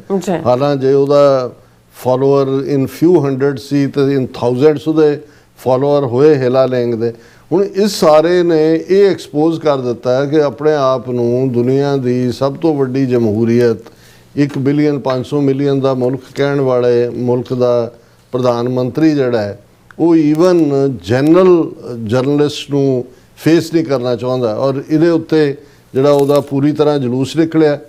ਔਰ ਉਸ ਤੋਂ ਬਾਅਦ ਹੁਣ ਜਦੋਂ ਇਟਲੀ ਆਇਆ ਔਰ ਇਟਲੀ ਦੀ ਜਿਹੜੀ ਪ੍ਰਾਈਮ ਮਿਨਿਸਟਰ ਨੂੰ ਆਪਣੀ $2-3 ਦਾ ਜਿਹੜਾ so called made in India chocolate ਉਹਨੂੰ ਗਿਫਟ ਕੀਤਾ ਕਿ ਜੀ ਇਹ ਜਿਹੜਾ ਫਲਾਣਾ ਮੈਲੋਡੀ ਫॉर ਮੈਲੋਨੀ, ਉਸ ਚਾਕਲੇਟ ਦਾ ਨਾਮ ਮੈਲੋਡੀ ਰੱਖਿਆ ਹੋਇਆ। ਹੁਣ ਉਹਦੇ ਵਿੱਚ ਵੀ ਜਿਹੜਾ ਕੋਕੋ ਹੈ ਉਹ ਵੀ ਬਾਹਰੋਂ ਆਇਆ, ਜਿਹੜਾ ਚਾਕਲੇਟ 'ਚ ਹੁੰਦਾ ਹੈ, ਜਿਹੜਾ ਪਾਮ ਆਇਲ ਯੂਜ਼ ਹੁੰਦਾ ਹੈ ਉਹ ਇੰਡੋਨੇਸ਼ੀਆ ਤੋਂ ਆਇਆ। ਹੁਣ ਇਹ ਔਰ ਦੰਦ ਕੱਢ ਰਿਹਾ ਬਿਲਕੁਲ ਜਿਵੇਂ ਬੇਹਯਾਈ, ਜਿਵੇਂ ਉਹ ਝੂਠਾ ਬੰਦਾ ਜਿਹੜਾ ਹੈ ਨਾ ਉਹ ਫੜਿਆ ਜਾਏ ਤਾਂ ਉਹਨੂੰ ਕੁਛ ਨਹੀਂ ਹੁੰਦਾ, ਹੀ ਕਰ ਰਿਹਾ ਹੁੰਦਾ। ਔਰ ਹੁਣ ਇਸ ਦੇ ਉੱਤੇ ਮੁਲਕ ਦੇ ਜਿਹੜੇ ਸੰਜੀਦਾ ਲੋਕ ਨੇ, ਇਹ ਨਹੀਂ ਹੈ ਇੰਡੀਆ 'ਚੋਂ ਉਹ ਲੋਕ ਜਿਨ੍ਹਾਂ ਨੇ ਇੰਟਰਨੈਸ਼ਨਲ ਲੈਵਲ 'ਤੇ ਵੀ ਉਹ ਐਂਬੈਰਸਡ ਮਹਿਸੂਸ ਕਰ ਰਹੇ ਨੇ ਕਿ ਵੀ ਇੱਕ ਅਨਪੜ੍ਹ ਬੰਦਾ। ਔਰ ਦੇਖੋ ਚਲੋ ਮਨਮੋਹਨ ਸਿੰਘ ਨੇ ਸਿੱਖਾਂ ਦਾ ਤਾਂ ਕੁਛ ਨਹੀਂ ਸਵਾਰਿਆ, ਲੇਕਿਨ 10 ਸਾਲ ਪ੍ਰਾਈਮ ਮਿਨਿਸਟਰ ਹੁੰਦਿਆਂ ਉਹ ਭਾਵੇਂ ਉਹਨੂੰ ਇਹਨੇ ਮੋਦੀ ਐਂਡ ਕੰਪਨੀ ਉਹਨੂੰ ਜ਼ਲੀਲ ਕਰਦੇ ਸੀ ਕਿ ਵੀ ਇਹ ਮਨਮੋਹਨ ਸਿੰਘ ਨਹੀਂ ਹੈ, ਮਨਮੋਹਨ ਸਿੰਘ ਹੈ, ਮੌਨ ਰਹਿੰਦਾ ਹੈ, ਇਹ ਬੋਲਦਾ ਨਹੀਂ ਹੈ, ਇਹਦਾ ਫਲਾਣਾ। ਲੇਕਿਨ ਇਹ ਮਨਮੋਹਨ ਸਿੰਘ ਦੀ ਹੀ ਹਿੰਮਤ ਸੀ ਕਿ ਈਵਨ ਉਦੋਂ ਇਰਾਕ ਵਾਰ 2003 'ਚ ਹੋ ਕੇ ਹਟੀ, ਅਮਰੀਕਾ ਆਇਆ ਮਨਮੋਹਨ ਸਿੰਘ ਕਾਂਗਰਸ ਨੂੰ ਐਡਰੈਸ ਕਰ, ਜਦੋਂ ਉਹਨੇ ਕਿਹਾ ਜੀ ਇਟਸ ਅ ਮਿਸਟੇਕ। ਹੁਣ ਕਿਸੇ ਹੋਰ ਮੁਲਕ ਦੀ ਧਰਤੀ ਤੇ ਖਲੋ ਕੇ ਕਹਿਣਾ, ਔਰ ਇਸੇ ਤਰ੍ਹਾਂ ਇੰਡੋ US ਨਿਊਕਲੀਅਰ ਡੀਲ ਔਰ ਓਬਾਮਾ ਦੇ ਨਾਲ ਵੀ ਮਨਮੋਹਨ ਸਿੰਘ ਦੀ ਉਹ ਬਹੁਤ ਇੱਜ਼ਤ ਕਰਦੇ ਸੀ, ਕਿਉਂਕਿ ਇੱਕ ਐਜ਼ ਏ ਇਕੋਨੋਮਿਸਟ ਵੀ ਐਜ਼ ਏ ਅਦਰਵਾਈਜ਼ ਜਿਵੇਂ ਮੈਂ ਕਿਹਾ ਕਿ ਭਾਈ ਇਹਨਾਂ ਨੂੰ ਤਾਂ ਉਹਨੇ 20-25 ਸਾਲ ਲੀਜ਼ ਆਫ ਲਾਈਫ ਦਿੱਤੇ। ਹੁਣ ਉਹਦਾ ਉਹ ਕੰਪੈਰੀਜ਼ਨ ਸਾਰੇ ਕਰ ਰਹੇ ਨੇ ਵੀ ਕਿਸ ਲੈਵਲ ਦੇ ਉੱਤੇ ਜਿਹੜਾ ਇਮੇਜ ਇਕਨੋਮਿਕਸ ਦੇ ਵਿੱਚ ਪ੍ਰੋਗਰੈਸ ਦੇ ਲਿਹਾਜ਼ ਨਾਲ ਦੂਸਰੇ ਨਾਲ ਭਾਰਤ ਦਾ ਬਣਿਆ। ਇਸ ਅਨਪੜ੍ਹ ਗਵਾਰ ਨੇ, ਇਸ ਮਦਾਰੀ ਨੇ ਕਿੱਥੇ ਸਾਨੂੰ ਪਹੁੰਚਾ ਦਿੱਤਾ। ਔਰ ਇਹ ਜਦੋਂ ਸਾਰਾ ਵਾਪਰਿਆ ਨਾਰਵੇ ਵਾਲਾ, ਅਗਲੇ ਦਿਨ ਜਿਹੜਾ ਨਾਰਵੇ ਦਾ ਸਭ ਤੋਂ ਪੋਪੂਲਰ ਅਖਬਾਰ ਹੈ ਉਹਦੇ 'ਚ ਉਹਨਾਂ ਨੇ ਇੱਕ ਆਰਟੀਕਲ ਛਾਪਿਆ ਮੋਦੀ ਦੇ ਉੱਤੇ ਕਿ ਜੀ ਵੀ ਇਹ ਘੱਟ ਅਕਲ ਵਾਲਾ ਔਰ ਦੂਜਾ ਇੱਕ ਡਿਸੈਪਟਿਵ ਹੈ। ਨਾਲ ਹੀ ਉਹਨਾਂ ਨੇ ਮਦਾਰੀ ਮੋਦੀ ਨੂੰ ਇੱਕ ਲੰਬੇ ਸੱਪ ਨੂੰ ਇੱਕ ਪਾਈਪ ਜਿਹੀ ਜਿਹੜੀ ਆਇਲ ਲਾਈਨ ਵਾਂਗ ਹੈ ਉਹ ਦਿਖਾਇਆ ਕਿ ਭਾਈ ਇਹ ਸਪੇਰਾ ਹੈਗਾ। ਸੋ ਬਹੁਤਿਆਂ ਨੂੰ ਇੱਕਦਮ ਯਾਦ ਆਇਆ ਕਿ ਵੀ ਇਹੀ ਕੁਛ ਤਾਂ ਸਾਡਾ ਇਮੇਜ ਸੀ। ਅੱਜ ਇਸ ਅਨਪੜ੍ਹ ਖਤੂਤ ਨੇ ਜਿਹੜਾ ਸਾਨੂੰ ਵਾਪਸ ਉਸ ਲੈਵਲ ਦੇ ਉੱਤੇ ਪਹੁੰਚਾ ਦਿੱਤਾ ਹੈ। ਔਰ ਇਸ ਦੇ ਉੱਤੇ ਜਿਹੜਾ ਉਹਨਾਂ ਨੇ ਈਵਨ ਰਾਹੁਲ ਨੇ ਕਿਹਾ ਕਿ world sees compromise prime minister panic, Rahul slams Modi for not taking Norwegian journalist questions. ਉਹਨੇ ਕਿਹਾ ਕਿ ਵੀ ਇਹ ਸਾਨੂੰ ਇਹਨੇ ਬੇਇੱਜ਼ਤ ਕੀਤਾ ਔਰ ਇਸੇ ਤਰ੍ਹਾਂ ਜਿਹੜਾ this is not leadership, it is a gimmick. Rahul Gandhi targets Modi over melody candy gift to Italian prime minister Meloni. ਕਿ ਵੀ ਇਹ ਬੱਚਿਆਂ ਵਾਲੀਆਂ ਹਰਕਤਾਂ ਕਰ ਰਿਹਾ ਹੈ, ਇਹ ਕਰ ਕੀ ਰਿਹਾ ਹੈ? ਇਹਨੇ ਸਾਡੇ ਜਿਹੜਾ ਮੁਲਕ ਦਾ ਇਹ ਨੱਕ ਵੱਢਿਆ। ਔਰ ਉਹਦੇ 'ਚ ਹੁਣ ਜਦੋਂ ਨਾਰਵੇ ਬਿਲਕੁਲ ਕਲੀਅਰ ਉਹਨਾਂ ਦੀ ਪਾਲਿਸੀ ਹੈ, ਉਹ ਮੋਦੀ ਦੇ ਉੱਥੇ ਹੁੰਦਿਆਂ ਉਹ ਕਹਿ ਰਿਹਾ no double standards. A Norwegian Prime Minister, we condemn Russia, US and Israel for international law violations. Norway's foreign minister ਉਹ ਕਹਿੰਦਾ ਵੀ ਇਹਨਾਂ ਨੇ ਅਮਰੀਕਾ ਨੇ ਵੀ ਔਰ ਇਜ਼ਰਾਈਲ ਨੇ ਵੀ ਔਰ ਰਸ਼ੀਆ ਨੇ ਯੂਕਰੇਨ ਦੇ ਉੱਤੇ ਹਮਲਾ ਕਰਕੇ ਇੰਟਰਨੈਸ਼ਨਲ ਲਾਅ ਵਾਇਲੇਟ ਕੀਤਾ ਹੈ। ਅਮਰੀਕਾ ਇਜ਼ਰਾਈਲ ਨੇ ਈਰਾਨ ਦੇ ਉੱਤੇ ਕਰਕੇ ਕੀਤਾ ਹੈ। ਸੋ ਮੈਂ ਸਮਝਦਾ ਕਿ ਵੀ ਇਹ ਜਿਹੜਾ ਇੱਕ ਪਾਸੇ ਡਿਕਲਾਈਨ ਦੀ ਨਿਸ਼ਾਨੀ ਹੈ ਕਿ ਵੀ ਮੁਲਕ ਕਿਸ ਚੋਂ ਲੰਘ ਰਿਹਾ ਹੈ। ਔਰ ਇਹ ਜਿਹੜਾ ਰੋਮ ਦਾ ਬਾਦਸ਼ਾਹ ਨੀਰੋ ਵਾਂਗ ਇਹ ਸਪੇਰਾ, ਇਹ ਮਦਾਰੀ ਜਿਹੜਾ ਮਦਾਰਪੁਣਾ ਉੱਥੇ ਚਲਾ ਰਹੇ ਨੇ। ਔਰ ਹੁਣ ਇਹ ਜਿਹੜਾ ਘੱਟੋ ਘੱਟ ਇਹਨਾਂ ਨੇ ਨਾਰਡਿਕ ਦੇਸ਼ਾਂ ਨੇ ਇਸ ਦੇ ਇਮੇਜ ਨੂੰ ਇੱਕ ਵਾਰ ਫੇਰ ਦੁਨੀਆ ਦੇ ਸਾਹਮਣੇ ਬੇਨਕਾਬ ਕੀਤਾ ਜੀ ਡਾਕਟਰ ਸਾਹਿਬ ਬਿਲਕੁਲ ਸੱਥਲੈਨ ਬ੍ਰੇਕ ਤੇ ਜਾਣ ਤੋਂ ਪਹਿਲਾਂ ਸਾਡੇ ਦਰਸ਼ਕਾਂ ਤੇ ਸਰੋਤਿਆਂ ਨੂੰ ਅਪੀਲ ਤੇ ਬੇਨਤੀ ਕਰਦੀ ਹਾਂ ਵਿਊਅਰਸ ਜਿਸ ਤਰ੍ਹਾਂ ਤੁਸੀਂ ਜਾਣਦੇ ਹੋ ਕਿ TV 84 ਹੱਕ ਸੱਚ ਇਨਸਾਫ ਦੀ ਆਵਾਜ਼ ਬੁਲੰਦ ਕਰ ਰਿਹਾ ਹੈ। ਇਹ ਆਵਾਜ਼ ਤੁਹਾਡੇ ਪਿਆਰ ਸਦਕਾ, ਤੁਹਾਡੇ ਵਿਸ਼ਵਾਸ ਸਦਕਾ, ਤੁਹਾਡੇ ਡੋਨੇਸ਼ਨ ਸਦਕਾ ਹੀ ਹੋ ਸਕਦੀ ਹੈ। ਸੋ ਅਸੀਂ ਚਾਹਾਂਗੇ ਕਿ ਤੁਸੀਂ TV 84 ਦੀ ਚੜ੍ਹਦੀ ਕਲਾ ਲਈ ਵੱਧ ਤੋਂ ਵੱਧ ਡੋਨੇਟ ਕਰੋ। ਡੋਨੇਟ ਕਰਨ ਲਈ ਸਾਡੀ ਵੈਬਸਾਈਟ TV84.tv ਤੇ ਜਾ ਕੇ ਪੇਪਲ ਦੀ ਵਰਤੋਂ ਕਰਕੇ ਵਨ ਟਾਈਮ ਡੋਨੇਟ ਕਰ ਸਕਦੇ ਹੋ, ਮੰਥਲੀ ਡੋਨੇਟ ਵੀ ਕਰ ਸਕਦੇ ਹੋ। ਤੁਸੀਂ TV 84 ਦੇ ਨਾਮ ਤੇ ਚੈੱਕ ਬਣਾ ਕੇ ਸਾਨੂੰ ਮੇਲ ਵੀ ਕਰ ਸਕਦੇ ਹੋ ਸਾਡੇ ਇਸ ਪਤੇ ਤੇ 36-01 37th Avenue Long Island City New York 11101 USA ਜਾਂ ਫਿਰ ਤੁਸੀਂ ਸਾਨੂੰ ਫੋਨ ਰਾਹੀਂ ਵੀ ਸੰਪਰਕ ਕਰ ਸਕਦੇ ਹੋ 5166191984। ਤੁਸੀਂ ਸਾਨੂੰ ਈਮੇਲ ਵੀ ਕਰ ਸਕਦੇ ਹੋ info@tv84.tv ਤੇ ਅਸੀਂ ਤੁਹਾਡੇ ਤਹਿ ਦਿਲ ਤੋਂ ਸ਼ੁਕਰਗੁਜ਼ਾਰ ਹੋਵਾਂਗੇ। ਸੋ ਇੱਥੇ ਲੈਣ ਬ੍ਰੇਕ ਵਿਊਅਰਸ ਤੁਸੀਂ ਸਾਨੂੰ ਇਸੇ ਤਰ੍ਹਾਂ ਬਣੇ ਰਹਿਣਾ। ਮਿਲਦੇ ਹਾਂ after this short break.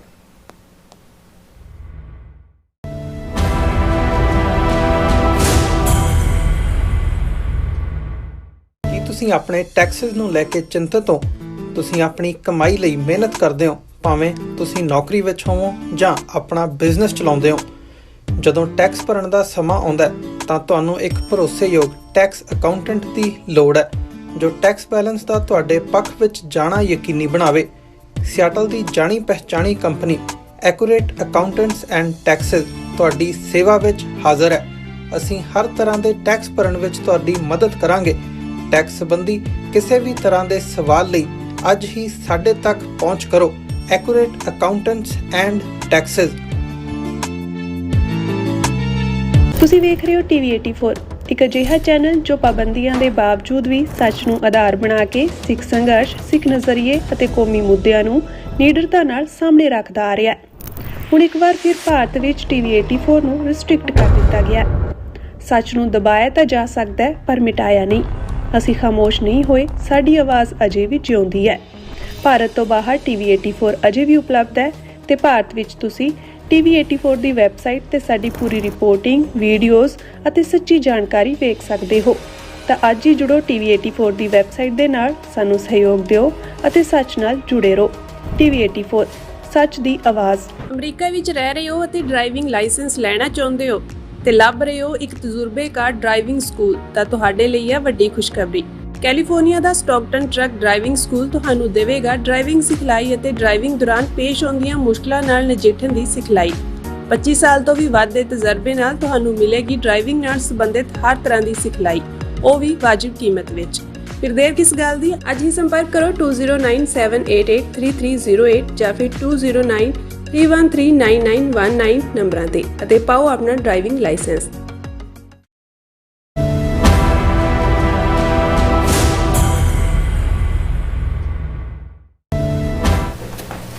Viewers welcome back on programme. So viewers गलबात करन जा रहे हैं कि तमिलनाडु विच नवी बनी टीवी के सरकार विच बने एजुकेशनल मिनिस्टर जिहड़े ने राज मोहन ने कहा है कि तमिलनाडु के स्कूलों में सिर्फ 2 ਜ਼ੁਬਾਨਾਂ तमिल ਅਤੇ इंग्लिश ही जड़ियां ने पढ़ाईਆਂ ਜਾਣਗੀਆਂ। हिंदी ਲਈ तमिलनाडु ਵਿੱਚ ਥਾਂ नहीं है। सो इस ਨੂੰ ਕਹਿੰਦੇ ਹਨ ਕਿ ਆਪਣੀ ਬੋਲੀ ਤੇ ਆਪਣੀ ਤਹਿਜ਼ੀਬ ਨੂੰ ਬਚਾਉਣਾ। ਕੀ ਪੰਜਾਬ ਸਰਕਾਰ ਪੰਜਾਬ ਦੀਆਂ ਸਿਆਸੀ ਧਿਰਾਂ ਤੇ ਬੁੱਧੀਜੀਵੀ ਤਮਿਲਨਾਡੂ ਤੋਂ ਕੁਝ ਸਿੱਖਣਗੀਆਂ? ਇਸ ਬਾਰੇ ਆਪਾਂ ਗੱਲਬਾਤ ਕਰਨ ਜਾ ਰਹੇ ਹਾਂ। ਸੋ ਅਸੀਂ ਚਾਹਾਂਗੇ ਕਿ ਤੁਸੀਂ ਇਸੇ ਤਰ੍ਹਾਂ ਬਣੇ ਰਹਿਣਾ ਦੇਖਣ ਸੁਣਨ ਲਈ ਐਂਡ ਲਿਖਣ ਲਈ। ਤੁਹਾਡਾ ਸਭ ਦਾ ਬਹੁਤ ਬਹੁਤ ਧੰਨਵਾਦ। ਜੀ ਡਾਕਟਰ ਸਾਹਿਬ ਕੀ ਕਹਿਣਾ ਚਾਹੋਗੇ? ਦੇਖੋ, ਅਸੀਂ ਰਿਪੀਟਡਲੀ ਇਹ ਯਾਦ ਦਹਾਨੀ ਕਰਵਾਉਂਦੇ ਹਾਂ ਕਿ ਕਦੇ ਵੀ ਹਿਸਟਰੀ ਦੇ ਵਿੱਚ ਜਿਹੜਾ ਅੱਜ ਭਾਰਤ ਜਿਹੜਾ ਆਪਣੇ ਆਪ ਨੂੰ ਅੱਗੋਂ ਅਖੰਡ ਭਾਰਤ ਦੇ ਨਾਂ ਨਾਲ ਵੀ ਜੋੜਨ ਦੀ ਕੋਸ਼ਿਸ਼ ਕਰ ਰਿਹਾ, ਜਿਹਦੇ ਥੱਲੇ ਉਹ ਅਫਗਾਨਿਸਤਾਨ ਤੱਕ ਤੇ ਇੱਥੋਂ ਥਾਈਲੈਂਡ ਔਰ ਇੰਡੋਨੇਸ਼ੀਆ ਦੇ ਬਾਲੀ ਟਾਪੂ ਤੱਕ ਸਭ ਦੇ ਉੱਤੇ ਕਬਜ਼ਾ ਕਰਨਾ ਚਾਹੁੰਦੇ ਨੇ। ਕਦੇ ਵੀ ਇਹ ਹਿਸਟਰੀ ਦੇ ਵਿੱਚ ਅੰਗਰੇਜ਼ਾਂ ਦੇ ਆਉਣ ਤੋਂ ਪਹਿਲਾਂ ਜਿਨ੍ਹਾਂ ਨੇ ਇਹਨੂੰ ਐਜ਼ ਏ ਐਡਮਿਨਿਸਟ੍ਰੇਟਿਵ ਯੂਨਿਟ ਬਣਾਇਆ ਔਰ 47 'ਚ ਜਾਣ ਲੱਗੇ ਇੰਨਾ ਵੱਡਾ ਮੁਲਕ ਕੇਰਲਾ ਤੱਕ ਇਹਨਾਂ ਦੇ ਹਵਾਲੇ ਕਰਕੇ ਗਏ, ਇਹ ਕਦੇ ਵੀ ਜਿਹੜਾ ਹੈ ਇਸ ਫਾਰਮ ਦੇ ਵਿੱਚ ਨਹੀਂ ਸੀ। ਜਿਹੜੀਆਂ ਸਾਊਥ ਦੀਆਂ ਸਟੇਟਾਂ ਨੇ, ਖਾਸ ਤੌਰ 'ਤੇ ਜਿਵੇਂ ਤਮਿਲਨਾਡੂ ਜਿਹੜੀ ਵੱਡੀ ਇੱਕ ਸਟੇਟ ਹੈ ਔਰ ਇਹ ਦੱਖਣ ਦਾ ਡ੍ਰੈਵਿਡਨ ਕਲਚਰ ਜਿਹਦੇ 'ਚ ਤੇਲੰਗਾਨਾ, ਆਂਧਰਾ, ਕਰਨਾਟਕਾ, ਕੇਰਲਾ ਵੀ ਸ਼ਾਮਲ ਹੈ। ਇਸ ਦੇ ਵਿੱਚ ਹਿਸਟੋਰੀਕਲੀ 1000-2000 ਸਾਲ ਪਹਿਲਾਂ ਚੋਲਾ ਡਾਇਨੈਸਟੀ ਜਿਹੜੀ ਹੈ ਉਹਨਾਂ ਦਾ ਰਾਜ ਸੀ ਔਰ ਕਦੇ ਵੀ ਚੋਲਾ ਡਾਇਨੈਸਟੀ ਜਿਹੜੀ ਹੈ ਉਹਨਾਂ ਨੇ ਕੋਈ ਇਧਰ ਜਿਹੜਾ ਨਾਰਥ ਆਫ ਇੰਡੀਆ ਜਿਹੜਾ ਅੱਜ ਹੈ ਜਾਂ ਨਾਰਥ ਵੈਸਟ ਫਰੰਟੀਅਰ ਪ੍ਰੋਵਿੰਸ ਤੱਕ ਤਾਂ ਇੱਧਰ ਉਹਨਾਂ ਦਾ ਕਦੇ ਵੀ ਰੂਲ ਨਹੀਂ ਹੋਇਆ। ਇਸੇ ਤਰ੍ਹਾਂ ਜਿਹੜੇ ਐਮਪਾਇਰ ਜ਼ਰੂਰ ਹੋਏ ਨੇ ਉਹਦੇ 'ਚ ਚੰਦਰਗੁਪਤ ਮੌਰੀਆ ਨੇ ਜਾਂ ਅਸ਼ੋਕ ਨੇ, ਉਹਦੇ 'ਚ ਵੀ ਤੁਹਾਨੂੰ ਸਾਊਥ ਨਜ਼ਰ ਨਹੀਂ ਆਉਂਦਾ, ਨਾਰਥ ਈਸਟ ਵੀ ਨਜ਼ਰ ਨਹੀਂ ਆਉਂਦਾ, ਅਸਾਮ ਜਾਂ ਦੂਸਰਾ ਵੀ ਕਦੇ ਹਿੱਸਾ ਨਹੀਂ ਸੀ। ਹਾਂ, ਇਹ ਠੀਕ ਹੈ ਕਿ ਕਨਿਸ਼ਕਾ ਦੇ ਵੇਲੇ ਜਾਂ ਹਰਸ਼ਵਰਧਨ ਦੇ ਵੇਲੇ ਜਾਂ ਚੰਦਰਗੁਪਤ ਮੌਰੀਆ ਦੇ ਵੇਲੇ ਅਸੀਂ ਅਜੋਕੇ ਪਾਕਿਸਤਾਨ ਦਾ ਕਾਫੀ ਹਿੱਸਾ ਔਰ ਅਫਗਾਨਿਸਤਾਨ ਤੱਕ ਵੀ, ਕਿਉਂਕਿ ਬੁੱਧਿਜ਼ਮ ਇਹ ਜਿਹੜੇ ਮੈਂ ਤਿੰਨੋਂ ਹੀ ਨਾਂ ਲਏ ਨੇ, ਕਨਿਸ਼ਕਾ ਹੈ ਔਰ ਜਿਹੜਾ ਅਸ਼ੋਕਾ ਹੈ ਔਰ ਹਰਸ਼ਵਰਧਨ ਹੈ, ਇਹ ਸਾਰੇ ਜਿਹੜੇ ਨੇ ਇਹ ਬੁੱਧ ਧਰਮ ਦੇ ਵਿੱਚ ਵੱਲ ਕਨਵਰਟ ਹੋਏ ਔਰ 1000 ਸਾਲ ਜਿਹੜੀ ਹੈ ਡੋਮੀਨੈਂਸ ਉਹ ਬੋਧੀਆਂ ਦੀ ਰਹੀ। ਸੋ ਉਹਦੇ ਤੇ ਈਵਨ ਅੰਬੇਦਕਰ ਨੇ ਇੱਕ ਥਾਂ ਦੇ ਉੱਤੇ ਲਿਖਿਆ ਹੈ, ਉਹਨੇ ਕਿਹਾ ਵੀ ਇਹ ਬਿਲਕੁਲ ਗਲਤ ਹੈ ਕਿ ਉਹਨਾਂ ਨੇ ਜਿਹੜਾ ਇਸਲਾਮ ਵਾਲਿਆਂ ਨੇ ਹਿੰਦੂਆਂ ਦੇ ਉੱਤੇ ਅਟੈਕ ਕਿ ਉਹਨਾਂ ਨੇ ਕਿਹਾ ਵੀ ਸਭ ਤੋਂ ਪਹਿਲਾ ਅਟੈਕ ਬ੍ਰਾਹਮਣ ਹਿੰਦੂਆਂ ਨੇ ਬੋਧੀਆਂ ਦੇ ਉੱਤੇ ਕਰਕੇ ਉਹਨਾਂ ਦੇ ਮੰਦਰ ਡਿਸਟਰੋਏ ਕੀਤੇ, ਉਹਨਾਂ ਦੀਆਂ ਥਾਵਾਂ ਡਿਸਟਰੋਏ ਕੀਤੀਆਂ ਔਰ ਉਹਨਾਂ ਦੇ ਮਾਸ ਮਰਡਰ ਕੀਤੇ। ਔਰ ਉਸ ਤੋਂ ਬਾਅਦ ਜਿਹੜਾ ਉਹ ਦੂਸਰੀ ਵੇਵ ਸ਼ੁਰੂ ਹੁੰਦੀ ਹੈ ਜਿਹੜੀ ਕਿ ਫਿਰ ਉਹਦੇ 'ਚ ਜਿਹੜਾ ਉਹ ਮਹਿਮੂਦ ਗਜ਼ਨਵੀ ਜਾਂ ਦੂਸਰੇ ਜਿਹੜੇ ਨੇ ਉਹ ਬਾਅਦ ਦੇ ਵਿੱਚ ਆਉਂਦੇ ਨੇ। ਇਹ ਮੈਂ ਇਸ ਲਈ ਕਹਿ ਰਿਹਾ ਵੀ ਬਹੁਤ ਵਾਰ ਜਦੋਂ ਅੱਜ ਦੇ ਜਿਹੜੇ ਖਾਸ ਤੌਰ ਤੇ ਯੰਗਸਟਰਸ ਨੇ ਉਹ ਜਦੋਂ ਦੇਖਦੇ ਉਹਨਾਂ ਨੂੰ ਲੱਗਦਾ ਵੀ ਇੰਡੀਆ ਪਤਾ ਨਹੀਂ ਇੱਕ ਇਕਾਈ ਹੈ ਉਹਨਾਂ ਦਾ, ਦੂਜਾ ਉਸ ਦੇ ਵਿੱਚ ਇੱਕ ਸਬ ਕੰਟੀਨੈਂਟ ਹੈ ਜਿਸ ਦੇ ਵਿੱਚ ਅੱਡ-ਅੱਡ ਮਲਟੀਪਲ ਨੇਸ਼ਨਸ ਨੇ ਜਿਨ੍ਹਾਂ ਦੀ ਆਪਣੀ ਤਹਿਜ਼ੀਬ, ਆਪਣੀ ਬੋਲੀ ਔਰ ਆਪਣਾ, ਜਿਵੇਂ ਪੰਜਾਬ ਦੀ ਤਹਿਜ਼ੀਬ, ਬੋਲੀ, ਖਾਣ ਪਾਣ, ਦੂਜਾ ਸਾਡਾ ਗੰਗਾ ਜਮਨੀ ਤਹਿਜ਼ੀਬ ਦੇ ਨਾਲ ਕੋਈ ਰਾਬਤਾ ਨਹੀਂ, ਦੱਖਣ ਦੇ ਨਾਲ ਤਾਂ ਬਿਲਕੁਲ ਵੀ ਨਹੀਂ ਹੈ।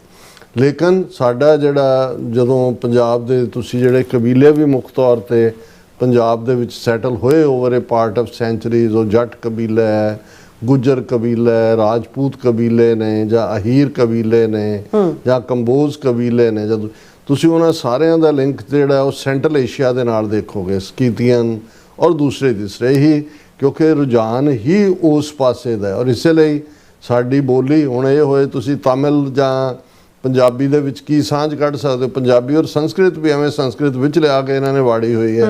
ਉਸ ਤੋਂ ਪਹਿਲਾਂ ਜਿਹੜੀਆਂ ਸਾਡੀਆਂ ਜ਼ੁਬਾਨਾਂ ਜਾਂ ਦੂਜੀਆਂ ਨੇ ਉਹਨਾਂ ਦਾ ਮੋਰ ਜਿਹੜਾ ਲਿੰਕ ਪੰਜਾਬੀ ਦਾ ਉਹ ਬ੍ਰਹਮੀ ਨਾਲ ਬਣਦਾ ਹੈ, ਉਹ ਪਾਲੀ ਡਾਇਲੈਕਟ ਨਾਲ ਬਣਦਾ, ਜਿਹੜੀ ਬੁੱਧ ਦੇ ਵੇਲੇ ਉਸ ਇਲਾਕੇ ਦਾ ਦੀ ਡਾਇਲੈਕਟ ਸੀ ਔਰ ਪੰਜਾਬੀ ਆਪਣੇ ਆਪ ਦੇ ਵਿੱਚ ਹੀ ਇਹ ਹਜ਼ਾਰਾਂ ਸਾਲ ਪੁਰਾਣੀ ਜ਼ੁਬਾਨ ਦੇ ਤੌਰ ਤੇ ਜਾਂਦੀ ਹੈ। ਲੇਕਿਨ ਇਹ ਜਿਨ੍ਹਾਂ ਦੇ ਹੱਥ ਪਾਵਰ ਆਈ, ਭਾਵੇਂ ਉਹ ਪਹਿਲਾਂ ਸੈਕੂਲਰਿਜ਼ਮ ਦੇ ਲਬਾਦੇ ਵਾਲੀ ਕਾਂਗਰਸ ਸੀ, ਉਹਨਾਂ ਦੀ ਵੀ ਇਹ ਕੋਸ਼ਿਸ਼ ਸੀ ਕਿ ਬਈ ਇਸ ਸਾਰੇ ਨੂੰ ਤੁਸੀਂ ਜਿਹੜਾ ਉਹ ਇੱਕ ਬ੍ਰਾਹਮਣਵਾਦੀ ਯੂਨਿਟ ਦੇ ਤੌਰ ਦੇ ਉੱਤੇ ਇਸ ਨੂੰ ਪ੍ਰਮੋਟ ਕਰੋ। ਸੈਕੂਲਰਿਜ਼ਮ ਦੇ ਲਬਾਦਾ ਸੀ, ਉਹਨਾਂ ਦਾ ਪਹਿਰਾਵਾ ਸੀ। ਨੀਤੀਆਂ ਜਦੋਂ ਤੁਸੀਂ ਕਾਂਸਟੀਟਿਊਐਂਟ ਅਸੈਂਬਲੀ 'ਚ ਡਿਬੇਟ ਦੇਖਦੇ ਹੋ, ਕਿਉਂਕਿ ਕਾਂਸਟੀਟਿਊਐਂਟ ਅਸੈਂਬਲੀ ਤਾਂ ਇਲੈਕਟਡ ਆਫੀਸ਼ੀਅਲ ਸੀ, ਮੈਜੋਰਟੀ ਕਾਂਗਰਸ ਵਾਲਿਆਂ ਦੀ ਸੀ, ਜਿਹੜੀ ਤਰਮੀਮ ਕੋਈ ਉਸ ਦੇ ਮਲਟੀ ਨੈਸ਼ਨਲ ਕਰੈਕਟਰ ਨੂੰ ਸਬ ਕੰਟੀਨੈਂਟ ਦੇ ਨੂੰ ਬਰਕਰਾਰ ਰੱਖਣ ਦੀ ਹੁੰਦੀ ਸੀ, ਉਹਨੂੰ ਮੈਜੋਰਟੀ ਨਾਲ ਰਿਜੈਕਟ ਕਰ ਦਿੰਦੇ ਸੀ ਵੋਟਾਂ ਦੇ ਨਾਲ। ਔਰ ਈਵਨ ਉਸ ਦਾ ਹੀ ਇਹ ਨਤੀਜਾ ਸੀ ਕਿ ਆਰਟੀਕਲ 25(20) ਭਾਰਤੀ ਕਨਸਟੀਟਿਊਸ਼ਨ ਦਾ ਜਿਹੜਾ ਇਹਨਾਂ ਨੇ ਉਸ ਦੇ ਵਿੱਚ ਇਨਕੋਰਪੋਰੇਟ ਕੀਤਾ, ਉਹਦੇ 'ਚ ਸਿੱਖਾਂ, ਬੌਧੀਆਂ, ਜੈਨੀਆਂ ਨੂੰ ਹਿੰਦੂ ਕੈਟਾਗਰੀ ਦੇ ਵਿੱਚ ਫਿੱਟ ਕਰ ਦਿੱਤਾ, ਜਿਹੜਾ ਅੱਜ ਵੀ 1950 ਦੇ ਵਿੱਚ ਸੰਵਿਧਾਨ ਲਾਗੂ ਹੁੰਦਾ ਹੈ।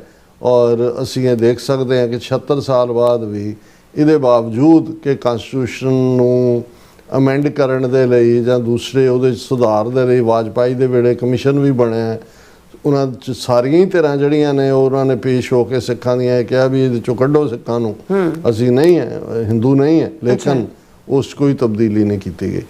ਹੁਣ ਕਿਉਂਕਿ ਇੱਧਰ ਤਾਂ ਸਾਡੀ ਲੀਡਰਸ਼ਿਪ ਜਾਂ ਇੱਕ ਨੰਬਰ ਦੀ ਗਿਣਤੀ, ਨੰਬਰ ਘੱਟ ਹੋਣਾ ਵੀ, ਵਿਕਾਊ ਮਾਲ ਵੀ ਵਿੱਚ ਨਾਲੋਂ ਨਾਲ, ਦਮਨ ਦਾ ਚੱਕਰ ਵੀ, ਔਰ ਉਹ ਸਾਰੇ ਦੇ ਥੱਲੇ ਸਾਡੇ ਤਾਂ ਇਹਨਾਂ ਨੇ ਹਾਲਾਂਕਿ ਸਿੱਖ ਲੜਿਆ ਔਰ ਅੱਜ ਵੀ ਲੜ ਰਿਹਾ, ਅੱਜ ਆਪਣੇ ਮੁਲਕ ਲਈ ਲੜ ਰਿਹਾ, ਆਜ਼ਾਦੀ ਲਈ, ਲੇਕਿਨ 47 ਤੋਂ ਬਾਅਦ ਵੀ ਇਸ ਕਰੈਕਟਰ ਨੂੰ ਕਿ ਵੀ ਇਹ ਜਿਹੜਾ ਇੰਡੀਆ ਹੈ ਇਹ ਯੂਨੀਅਨ ਆਫ ਸਟੇਟਸ ਹੋਣਾ ਚਾਹੀਦਾ ਹੈ। ਫੈਡਰਲ ਲੈਵਲ ਦੇ ਉੱਤੇ ਪਾਵਰ ਜਿਹੜੀ ਹੈ, ਜਿਵੇਂ ਕੈਬਨਿਟ ਮਿਸ਼ਨ ਦੇ ਵੇਲੇ ਇਹਨਾਂ ਨੇ ਮੰਨਿਆ ਸੀ, ਉਹ ਸਟੇਟਸ ਦੇ ਕੋਲ ਹੋਏ ਔਰ 3-4 ਮਹਿਕਮੇ ਜਿਹੜੇ ਨੇ ਉਹ ਫੈਡਰਲ ਗਵਰਨਮੈਂਟ ਦੇ, ਜਿਹਦੇ 'ਚ ਫੋਰਨ ਪਾਲਿਸੀ ਹੈ, ਡਿਫੈਂਸ ਹੈ, ਕਮਿਊਨੀਕੇਸ਼ਨ ਹੈ, ਕਰੰਸੀ ਹੈ, ਇਹ ਇੱਕ ਸੈਂਟਰਲਾਈਜ਼ ਰੱਖ ਲਓ ਕਿ ਜਿਹੜਾ ਸਾਰੇ ਪਾਸੇ ਚੱਲੇ, ਬਾਕੀ ਆਟੋਨਮਸ ਹੋਏ।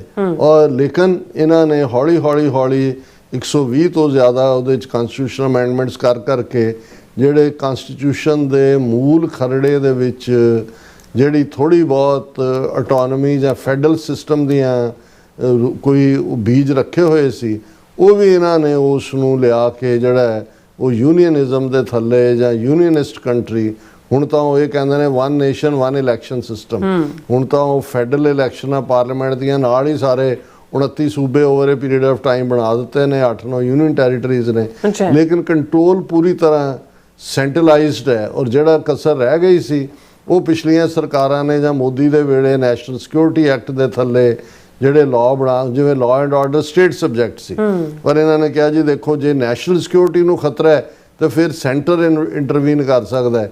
ਉਹਦਾ ਨਤੀਜਾ ਅੱਜ ਪੰਜਾਬ ਦੇ 23 ਜ਼ਿਲ੍ਹਿਆਂ ਦੇ ਹੈੱਡਕੁਆਟਰਾਂ ਦੇ ਵਿੱਚ NSA ਦੇ ਦਫ਼ਤਰ ਨੇ।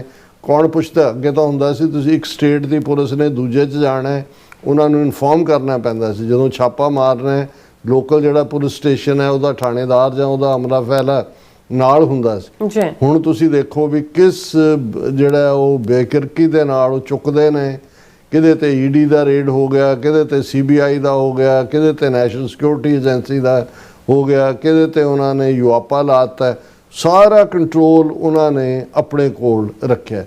ਔਰ ਜੇ ਰਹਿੰਦੀ ਸਹਿੰਦੀ ਕਸਰ ਥੋੜ੍ਹੀ ਬਹੁਤ ਡੈਮੋਕ੍ਰੇਸੀ 'ਚ ਵੋਟ ਦਾ ਭਾਵੇਂ ਮੈਜੋਰੀਟੇਰੀਅਨਿਜ਼ਮ ਇਹਨਾਂ ਨੇ ਕ੍ਰੀਏਟ ਕੀਤਾ ਹੋਇਆ, ਉਹ ਅਸੀਂ ਵੈਸਟ ਬੰਗਾਲ ਦੀਆਂ ਚੋਣਾਂ 'ਚ ਦੇਖ ਲਿਆ ਵੀ ਕਿਵੇਂ ਇਹਨਾਂ ਨੇ ਚੀਫ ਇਲੈਕਸ਼ਨ ਕਮਿਸ਼ਨਰ ਆਪਣਾ, ਉਹ ਤਾਂ ਸਾਰਾ ਇਹਨਾਂ ਦਾ ਹੀ ਅਮਲਾ ਫੈਲਾ। 91 ਲੱਖ ਕਈ ਮੁਲਕਾਂ ਦੀ ਆਬਾਦੀ ਨਹੀਂ ਹੈ ਜਿੰਨੀ ਵੋਟ ਇਹਨਾਂ ਨੇ ਇਕੱਲੇ ਬੰਗਾਲ ਦੇ ਵਿੱਚ ਕੱਟੀ, ਔਰ ਬਿਲਕੁਲ ਬੇਹਯਾਈ ਦੇ ਨਾਲ ਔਰ ਆਪਣੀ ਮਰਜ਼ੀ ਦੇ ਨਾਲ ਉਹਨਾਂ ਨੇ ਇਹੀ ਕੰਮ ਉਹਨਾਂ ਨੇ ਪੰਜਾਬ 'ਚ ਵੀ ਕਰਨਾ। ਅਸੀਂ ਅੱਗੇ ਵੀ ਜ਼ਿਕਰ ਕੀਤਾ ਸੀ। ਪਰ ਮੈਂ ਜਿਹੜਾ ਇਸ਼ੂ ਇਹ ਕਹਿਣਾ ਚਾਹੁੰਦਾ ਵੀ ਇਸ ਸਭ ਦੇ ਬਾਵਜੂਦ ਇਹਨਾਂ ਨੇ ਇਹਦੇ 'ਚ ਕੋਈ ਸ਼ੱਕ ਨਹੀਂ ਹੈ ਕਿ ਵੱਡੇ ਵੱਡੇ ਕਿਲਿਆਂ 'ਚ ਵੈਸਟ ਬੰਗਾਲ ਇਹਨਾਂ ਨੇ ਫਤਹ ਕਰ ਲਿਆ, ਔਰ ਉੱਥੇ ਵੀ ਹੁਣ ਮੁਸਲਮਾਨਾਂ ਨੂੰ ਉਸ ਕਿਸਮ ਦੀਆਂ ਹੀ ਧਮਕੀਆਂ, ਜਿਹੜਾ ਮਿਸਟਰ ਅਧਿਕਾਰੀ ਸਰਵੇਸ਼ੂ ਕੀ ਉਹਦਾ ਨਾਂ ਹੈ, ਉਹ ਕ੍ਰਿਮੀਨਲ ਜਿਹੜਾ ਇੱਕ ਮਿਨਿਸਟਰ ਹੁੰਦੇ ਆ ਰਿਸ਼ਵਤ ਲੈਂਦਿਆਂ ਫੜਿਆ ਗਿਆ ਸੀ, ਉਹਨੇ ਵੀ ਹੁਣ ਰਮਜ਼ਾਨ ਦੇ ਮੌਕੇ ਆਉਣ 'ਤੇ ਜਾਂ ਉਹਨੇ ਕਿਹਾ ਜੀ ਕੋਈ ਸੜਕਾਂ ਦੇ ਉੱਤੇ ਨਮਾਜ਼ ਨਹੀਂ ਪੜ੍ਹ ਸਕਦਾ ਕੋਈ। UP ਦੇ ਵਿੱਚ ਵੀ ਉਹਨੇ ਆਰਡਰ ਕੱਢਿਆ ਹੋਇਆ, ਉਹ ਬਿਲਕੁਲ UP ਵਾਲਾ ਹਿੱਸਾ ਜਿਹੜਾ ਉਹ ਉਸ ਸਾਰੇ ਨੂੰ ਦੁਹਰਾ ਰਿਹਾ ਉੱਥੇ।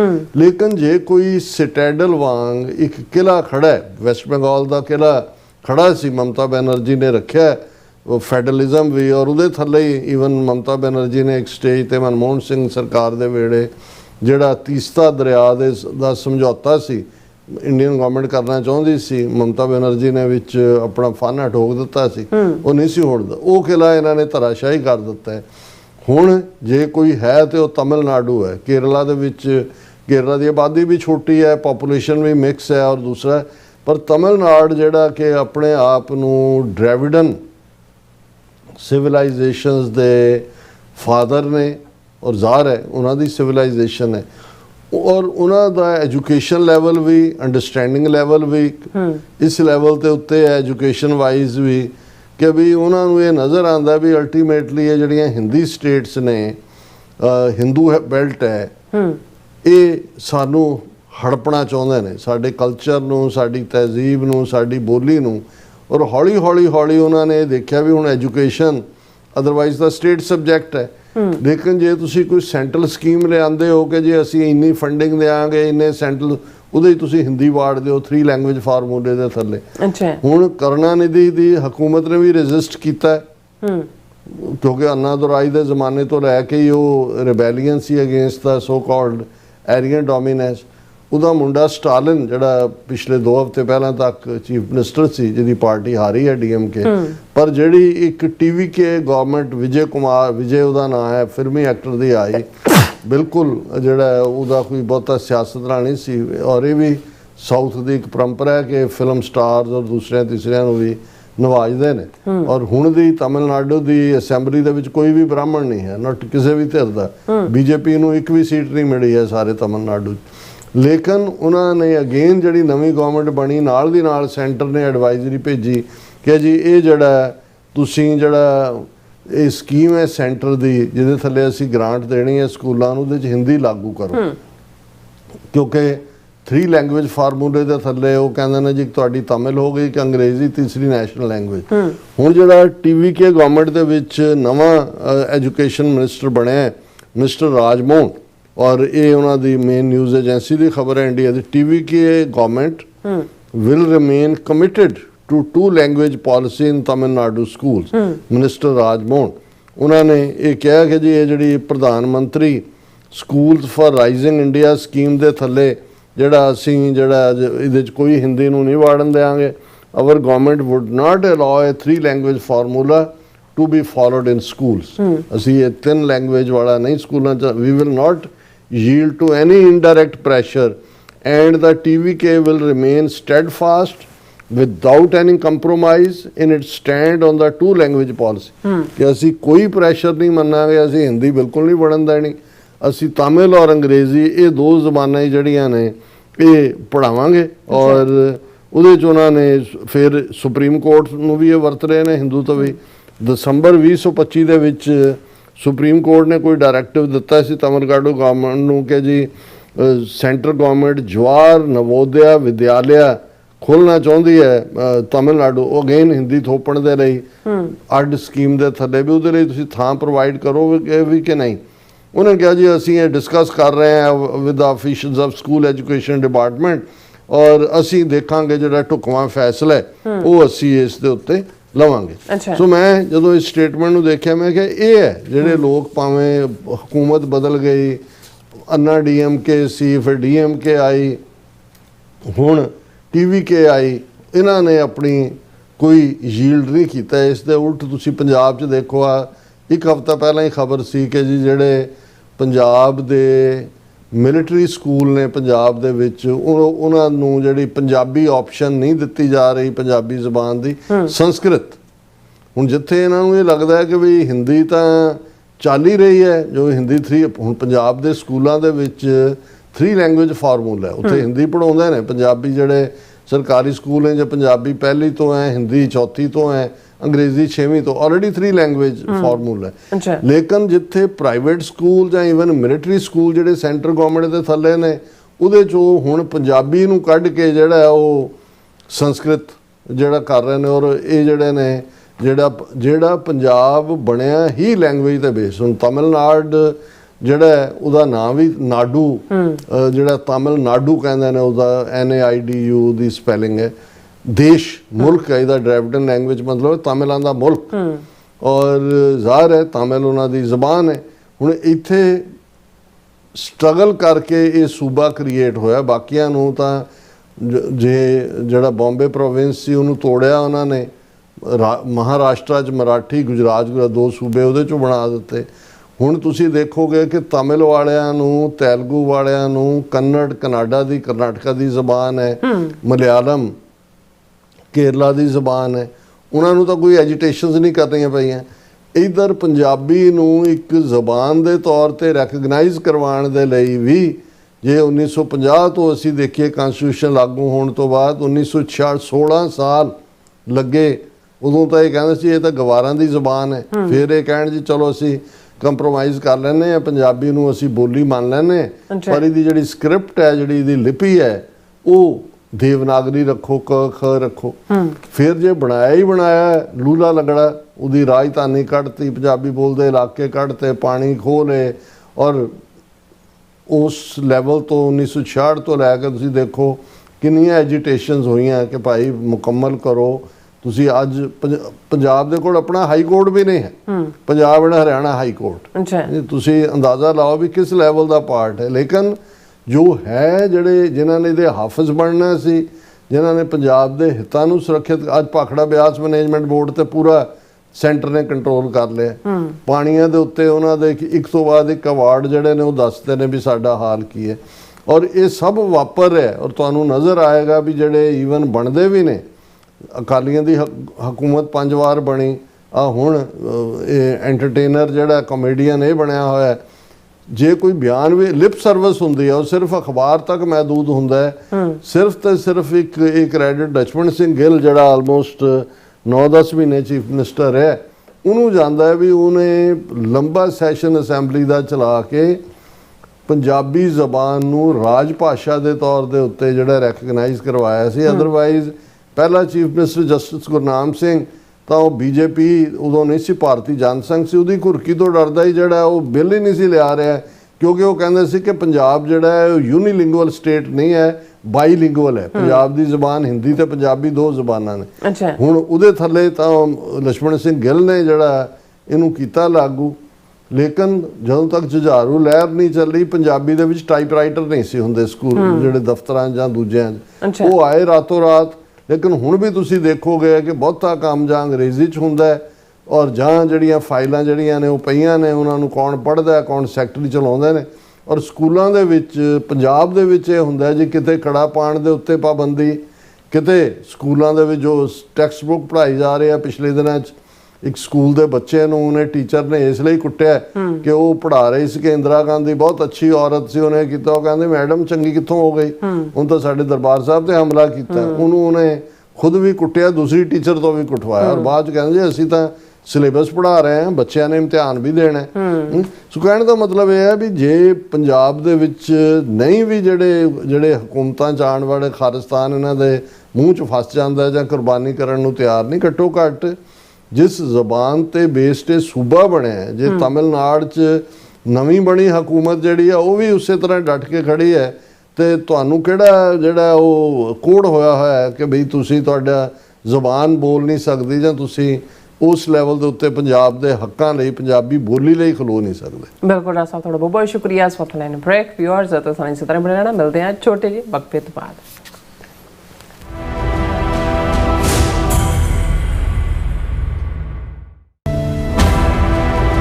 ਅਮਰੀਕਾ ਵਿੱਚ ਰਹਿ ਰਹੇ ਹੋ ਅਤੇ ਡਰਾਈਵਿੰਗ ਲਾਇਸੈਂਸ ਲੈਣਾ ਚਾਹੁੰਦੇ ਹੋ ਤੇ ਲੱਭ ਰਹੇ ਹੋ ਇੱਕ ਤਜਰਬੇਕਾਰ ਡਰਾਈਵਿੰਗ ਸਕੂਲ, ਤਾਂ ਤੁਹਾਡੇ ਲਈ ਹੈ ਵੱਡੀ ਖੁਸ਼ਖਬਰੀ। ਕੈਲੀਫੋਰਨੀਆ ਦਾ ਸਟਾਕਟਨ ਟਰੱਕ ਡਰਾਈਵਿੰਗ ਸਕੂਲ ਤੁਹਾਨੂੰ ਦੇਵੇਗਾ ਡਰਾਈਵਿੰਗ ਸਿਖਲਾਈ ਅਤੇ ਡਰਾਈਵਿੰਗ ਦੌਰਾਨ ਪੇਸ਼ ਆਉਂਦੀਆਂ ਮੁਸ਼ਕਲਾਂ ਨਾਲ ਨਜਿੱਠਣ ਦੀ ਸਿਖਲਾਈ। 25 ਸਾਲ ਤੋਂ ਵੀ ਵੱਧ ਦੇ ਤਜਰਬੇ ਨਾਲ ਤੁਹਾਨੂੰ ਮਿਲੇਗੀ ਡਰਾਈਵਿੰਗ ਨਾਲ ਸੰਬੰਧਿਤ ਹਰ ਤਰ੍ਹਾਂ ਦੀ ਸਿਖਲਾਈ, ਉਹ ਵੀ ਵਾਜਿਬ ਕੀਮਤ ਵਿੱਚ। ਫਿਰ ਦੇਰ ਕਿਸ ਗੱਲ ਦੀ, ਅੱਜ ਹੀ ਸੰਪਰਕ ਕਰੋ 209788330308 ਜਾਂ ਫਿਰ 2093139919 ਨੰਬਰਾਂ ਤੇ ਅਤੇ ਪਾਓ ਆਪਣਾ ਡਰਾਈਵਿੰਗ ਲਾਇਸੈਂਸ। ਤੁਸੀਂ ਵੇਖ ਰਹੇ ਹੋ TV84, ਇੱਕ ਅਜਿਹਾ ਚੈਨਲ ਜੋ ਪਾਬੰਦੀਆਂ ਦੇ ਬਾਵਜੂਦ ਵੀ ਸੱਚ ਨੂੰ ਆਧਾਰ ਬਣਾ ਕੇ ਸਿੱਖ ਸੰਘਰਸ਼, ਸਿੱਖ ਨਜ਼ਰੀਏ ਅਤੇ ਕੌਮੀ ਮੁੱਦਿਆਂ ਨੂੰ ਨਿਡਰਤਾ ਨਾਲ ਸਾਹਮਣੇ ਰੱਖਦਾ ਆ ਰਿਹਾ ਹੈ। ਹੁਣ ਇੱਕ ਵਾਰ ਫਿਰ ਭਾਰਤ ਵਿੱਚ TV84 ਨੂੰ ਰਿਸਟ੍ਰਿਕਟ ਕਰ ਦਿੱਤਾ ਗਿਆ। ਸੱਚ ਨੂੰ ਦਬਾਇਆ ਤਾਂ ਜਾ ਸਕਦਾ ਹੈ ਪਰ ਮਿਟਾਇਆ ਨਹੀਂ। ਅਸੀਂ ਖਾਮੋਸ਼ ਨਹੀਂ ਹੋਏ, ਸਾਡੀ ਆਵਾਜ਼ ਅਜੇ ਵੀ ਜਿਉਂਦੀ ਹੈ। ਭਾਰਤ ਤੋਂ ਬਾਹਰ TV84 ਅਜੇ ਵੀ ਉਪਲਬਧ ਹੈ ਤੇ ਭਾਰਤ ਵਿੱਚ ਤੁਸੀਂ TV84 ਦੀ ਵੈਬਸਾਈਟ ਤੇ ਸਾਡੀ ਪੂਰੀ ਰਿਪੋਰਟਿੰਗ, ਵੀਡੀਓਜ਼ ਅਤੇ ਸੱਚੀ ਜਾਣਕਾਰੀ ਵੇਖ ਸਕਦੇ ਹੋ। ਤਾਂ ਅੱਜ ਹੀ ਜੁੜੋ TV84 ਦੀ ਵੈਬਸਾਈਟ ਦੇ ਨਾਲ, ਸਾਨੂੰ ਸਹਿਯੋਗ ਦਿਓ ਅਤੇ ਸੱਚ ਨਾਲ ਜੁੜੇ ਰਹੋ। TV84, ਸੱਚ ਦੀ ਆਵਾਜ਼। ਸਿਗਨੇਚਰ ਟਰੱਕ ਸਰਵਿਸ ਰਾਊਟ 81 ਉੱਤੇ ਐਗਜ਼ਿਟ 235 ਤੇ ਟਰੱਕਰ ਵੀਰਾਂ ਲਈ 24 ਘੰਟੇ ਰੋਡ ਸਰਵਿਸ ਦੀ ਸੁਵਿਧਾ ਮੌਜੂਦ।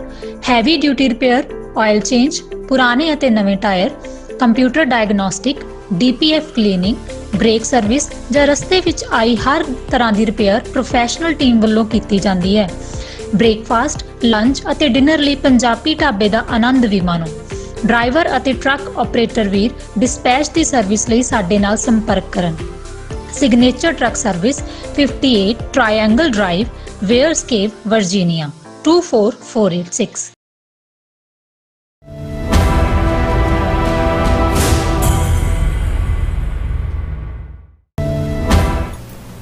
ਦਰਸ਼ਕੋ, ਬ੍ਰੇਕ ਬਾਅਦ ਤੁਹਾਡਾ ਸਭ ਦਾ ਭਰਪੂਰ ਸਵਾਗਤ ਹੈ। ਸੋ ਇਸ ਗੱਲਬਾਤ ਕਰਨ ਜਾ ਰਹੇ ਹਾਂ ਕਿ ਅਮਰੀਕਾ ਤੇ ਈਰਾਨ ਵਿੱਚ ਗੱਲਬਾਤ ਦਾ ਨਵਾਂ ਦੌਰ ਸ਼ੁਰੂ ਹੋ ਚੁੱਕਾ ਹੈ ਔਰ ਪਾਕਿਸਤਾਨ ਦੇ ਇੰਟੀਰੀਅਰ ਮਿਨਿਸਟਰ ਮੋਹਸਨ ਨਕਵੀ ਇਸ ਹਫਤੇ ਦੂਸਰੀ ਵਾਰ ਤਹਿਰਾਨ ਪਹੁੰਚੇ ਹਨ ਔਰ ਅਮਰੀਕਾ ਦੇ ਵਾਈਸ ਪ੍ਰੈਜ਼ੀਡੈਂਟ ਨੇ ਆਪਣੀ ਬਰੀਫਿੰਗ ਵਿੱਚ ਈਰਾਨ ਕ੍ਰਾਈਸਿਸ ਦੇ ਖਤਮ ਹੋਣ ਦੀ ਉਮੀਦ ਜਿਹੜੀ ਹੈ ਉਹ ਜਤਾਈ ਹੈ ਔਰ ਈਰਾਨ ਵੱਲੋਂ ਮਿਲੇ ਜੁਲੇ ਸਿਗਨਲ ਹਨ ਔਰ ਨਾਲ ਹੀ ਉਸ ਦਾ ਕਹਿਣਾ ਹੈ ਕਿ ਅਮਰੀਕਾ ਦੀ ਨਵੀਂ ਪੇਸ਼ਕਸ਼ ਤੇ ਜਿਹੜੀ ਗੰਭੀਰਤਾ ਨਾਲ ਵਿਚਾਰ ਕਰ ਰਿਹਾ ਹੈ। ਸੋ ਇਸ ਵਿੱਚ ਕੋਈ ਸ਼ੱਕ ਨਹੀਂ ਕਿ ਪਾਕਿਸਤਾਨ ਨੇ ਈਰਾਨ ਕ੍ਰਾਈਸਿਸ ਨੂੰ ਗੱਲ ਕਰਨ ਲਈ ਆਪਣਾ ਡਿਪਲੋਮੈਟਿਕ ਜਿਹੜਾ ਉਹ ਰੋਲ ਅਦਾ ਕੀਤਾ ਹੈ ਔਰ ਸਾਰੀ ਦੁਨੀਆ ਵਿੱਚ ਵਾਹ ਖੱਟੀ ਹੈ।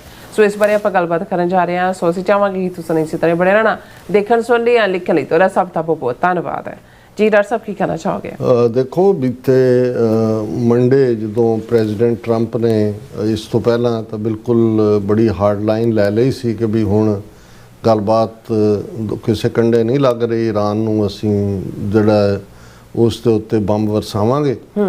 ਲੇਕਿਨ ਅਗੇਨ ਜਿਹੜੀ ਉਹਨਾਂ ਦੀ ਡੈਡਲਾਈਨ ਸੀ ਉਸ ਤੋਂ ਘੰਟਾ ਕੁ ਪਹਿਲਾਂ ਉਹਨਾਂ ਨੇ ਆਪਣੇ ਸੋਸ਼ਲ ਟਰੂਥ ਦੇ ਉੱਤੇ ਇਹ ਲਿਖਿਆ ਕਿ 3 ਮੁਲਕਾਂ ਉਹਨਾਂ ਨੇ ਆਗੂਆਂ ਦੇ ਨਾਮ ਵੀ ਦਿੱਤੇ, ਉਹਨਾਂ ਦੇ ਵਿੱਚ ਕਤਰ, ਸਾਊਦੀ ਅਰੇਬੀਆ ਔਰ UAE, ਕਿ ਉਹਨਾਂ ਦੀ ਰਿਕੁਐਸਟ ਦੇ ਉੱਤੇ ਜਿਹੜਾ ਅਸੀਂ ਆਪਣੇ ਇਸ ਨੂੰ ਡਿਲੇ ਕਰ ਰਹੇ ਹਾਂ ਔਰ ਗੱਲਬਾਤ ਜਾਰੀ ਰਹੇਗੀ। ਨਾਲ ਹੀ ਉਹਨਾਂ ਨੇ ਕਿਹਾ ਕਿ ਜੇ ਅਸੀਂ ਆਪਣੇ ਆਰਮੀ ਕਮਾਂਡਰਸ ਨੂੰ, ਸੈਂਟਰਲ ਕਮਾਂਡ ਔਰ ਸਾਰਿਆਂ ਨੂੰ ਇਹ ਕਿਹਾ ਕਿ ਵੀ ਹੱਥ ਤੁਸੀਂ ਟ੍ਰਿਗਰ ਦੇ ਉੱਤੇ ਹੀ ਰੱਖੋ, ਵੀ ਬੀ ਰੈਡੀ, ਜਦੋਂ ਵੀ ਲੋਡ ਹੋਏ ਅਸੀਂ ਰਾਈਟ ਅਵੇ ਜਿਹੜਾ ਹੈ ਉਹ ਬੰਬ ਬਰਸਾਣੇ ਸ਼ੁਰੂ ਕਰ ਦੇਵਾਂਗੇ। ਔਰ ਚਲੋ ਇਹ ਇੱਕ ਰਾਹਤ ਦੀ ਗੱਲ ਸੀ। ਇਸ ਦੇ ਜਵਾਬ ਦੇ ਵਿੱਚ ਈਰਾਨ ਨੇ ਜਿਹੜਾ ਵੀ ਮਿਕਸ ਸਿਗਨਲ ਦਿੱਤੇ ਔਰ ਈਰਾਨ ਨੇ ਇਹ ਕਿਹਾ ਕਿ ਜੀ ਅਸੀਂ ਜਿਹੜੀਆਂ ਅਮਰੀਕਾ ਦੀਆਂ ਲੇਟੈਸਟ ਪ੍ਰਪੋਜ਼ਲਸ ਨੇ ਸਾਨੂੰ ਮਿਲੀਆਂ ਨੇ, Iran ਐਗਜ਼ਾਮਿਨਿੰਗ US proposal as Trump says in final stages for talk. ਉਹਨਾਂ ਦਾ ਇਰਾਨੀਅਨ ਫੋਰਨ ਮਿਨਿਸਟਰੀ ਦੇ ਸਪੋਕਸਮੈਨ ਇਸਮਾਈਲ ਬੈਕਵਰਡ ਨੇ ਕਿਹਾ ਕਿ Islamic republic had received the points of view of the American side and we are currently examining them. So ਇਸ ਤੋਂ ਇਹ ਹੋਇਆ ਕਿ ਭਾਈ ਇਹ ਜਿਹੜਾ ਹੈ ਰਿਜ਼ੋਲਵ ਹੋਣ ਵੱਲ ਐਟਲੀਸਟ ਐਫਰਟ ਜ਼ਰੂਰ ਕੀਤਾ ਜਾ ਰਿਹਾ। ਫਿਰ ਜਿਹੜੀ ਈਰਾਨ ਦੇ ਹੁਣ ਇਹ ਹੁੰਦਾ ਵੀ ਈਰਾਨ ਦੀ ਫੋਰਨ ਮਿਨਿਸਟਰੀ ਦਾ ਸਪੋਕਸਮੈਨ ਵੀ ਜਾਂ ਉਹਨਾਂ ਦਾ ਫੋਰਨ ਮਿਨਿਸਟਰ ਵੀ ਉਹ ਥੋੜ੍ਹੇ ਜਿਹੇ ਡਵ ਲਾਈਕ ਉਹਨਾਂ ਦਾ ਰਿਸਪੌਂਸ ਹੁੰਦਾ ਹੈ, ਪਰ ਜਿਹੜੇ ਈਰਾਨ ਗਾਰਡਸ ਨੇ ਜਿਹੜੇ ਅਸਲ 'ਚ ਕੰਟਰੋਲ ਕਰਦੇ ਨੇ ਉਹਨਾਂ ਦੀ ਪਾਲਿਸੀ, ਉਹ ਆਪਣਾ ਪੂਰਾ ਤਿੱਖਾ ਹੀ ਜਿਹੜਾ ਉਹ ਰਿਐਕਸ਼ਨ ਦਿੰਦੇ ਨੇ। War would spread beyond West Asia says Iran guards. ਉਹਨਾਂ ਨੇ Iran's revolutionary guards issued their own threat saying if the aggression against Iran is repeated, the promised regional war will this time spread far beyond the region and our devastating blows will crush you. ਹੁਣ ਇਹ ਪੂਰੀ ਧਮਕੀ ਵਾਲੀ ਜ਼ਬਾਨ ਹੈ ਕਿ ਵੀ ਅਸੀਂ ਜਿਹੜਾ ਇਸ ਨੂੰ ਫਿਰ ਥਾਂ ਥਾਂ ਪਹੁੰਚਾ ਦੇਵਾਂਗੇ। ਔਰ ਇਹਦੇ 'ਚ ਵੀ ਕੋਈ ਸ਼ੱਕ ਨਹੀਂ ਹੈ ਵੀ ਜੇ UAE ਜਾਂ ਕਤਰ ਜਾਂ ਸਾਊਦੀ ਅਰੇਬੀਆ ਨੇ ਰਿਕੁਐਸਟ ਕੀਤਾ ਹੈ, ਉਹਨਾਂ ਨੂੰ ਪਤਾ ਹੈ ਕਿ ਪਹਿਲੇ ਹਮਲੇ ਜਿਹੜੇ ਨੇ ਮਿਸਲ ਔਰ ਡਰੋਨ ਔਰ ਦੂਜੇ ਜਿਹੜੇ ਨੇ ਉਹ ਗਲਫ ਸਟੇਟਸ ਦੇ ਉਹਨਾਂ ਦੇ ਉੱਤੇ ਹੀ ਆਉਣਗੇ। ਹੁਣ ਇਸ ਸਾਰੇ ਦੇ ਚੱਲਦਿਆਂ ਜਿਹੜੀ ਇੱਕ ਕਾਫੀ ਹੈਰਾਨੀਜਨਕ ਖਬਰ ਸਾਹਮਣੇ ਆਈ, ਔਰ ਕਿਉਂਕਿ ਅਮਰੀਕਾ ਦੇ ਵਿੱਚ ਘੱਟੋ ਘੱਟੀ ਦੇ ਬਾਵਜੂਦ ਕਈ ਕੁਛ ਜਿਹੜੇ ਫੌਜੀ ਆਪਰੇਸ਼ਨ ਹੁੰਦੇ ਨੇ ਉਹ ਬਾਅਦ ਦੇ ਵਿੱਚ ਡੀਕਲਾਸੀਫਾਈ ਇਨਫੋਰਮੇਸ਼ਨ ਹੁੰਦੀ ਹੈ, ਲੇਕਿਨ ਅਮਰੀਕਾ ਦੇ ਵਿੱਚ ਇੱਕ ਕਾਂਗਰੈਸ਼ਨਲ ਰਿਸਰਚ ਸਰਵਿਸ ਹੈ ਜਿਹੜੇ ਆਪਣੀ ਰਿਪੋਰਟ ਕਿਸੇ ਵੀ ਇਸ਼ੂ ਦੇ ਉੱਤੇ ਕੱਢਦੇ ਰਹਿੰਦੇ ਨੇ। ਔਰ ਉਹਨਾਂ ਦੀ ਜਿਹੜੀ ਰਿਪੋਰਟ ਪਿਛਲੇ ਕੱਲ੍ਹ ਆਈ, US lost 42 aircraft including fighter jets, MQ-9 Reaper drones in Iran war report। ਹੁਣ ਇਹ ਜਿਹੜੀ ਇਸ ਨੂੰ ਕਾਂਗਰੈਸ਼ਨਲ ਰਿਸਰਚ ਸਰਵਿਸ CRS ਕਹਿੰਦੇ ਨੇ, ਉਹਦੀ ਰਿਪੋਰਟ ਦੇ ਮੁਤਾਬਕ ਇਹ ਜਿਹੜਾ 40 ਰੋਜ਼ਾ ਈਰਾਨ ਅਮਰੀਕਾ ਕਨਫਲਿਕਟ ਹੋਇਆ, ਇਹਦੇ 'ਚ ਅਮਰੀਕਾ ਦੇ 42 ਜਹਾਜ਼ ਜਿਹੜੇ ਨੇ ਉਹ ਨੁਕਸਾਨੇ ਗਏ, ਜਿਨ੍ਹਾਂ ਦੇ ਵਿੱਚ fighter jet we C, MQ-9 reaper drone we C.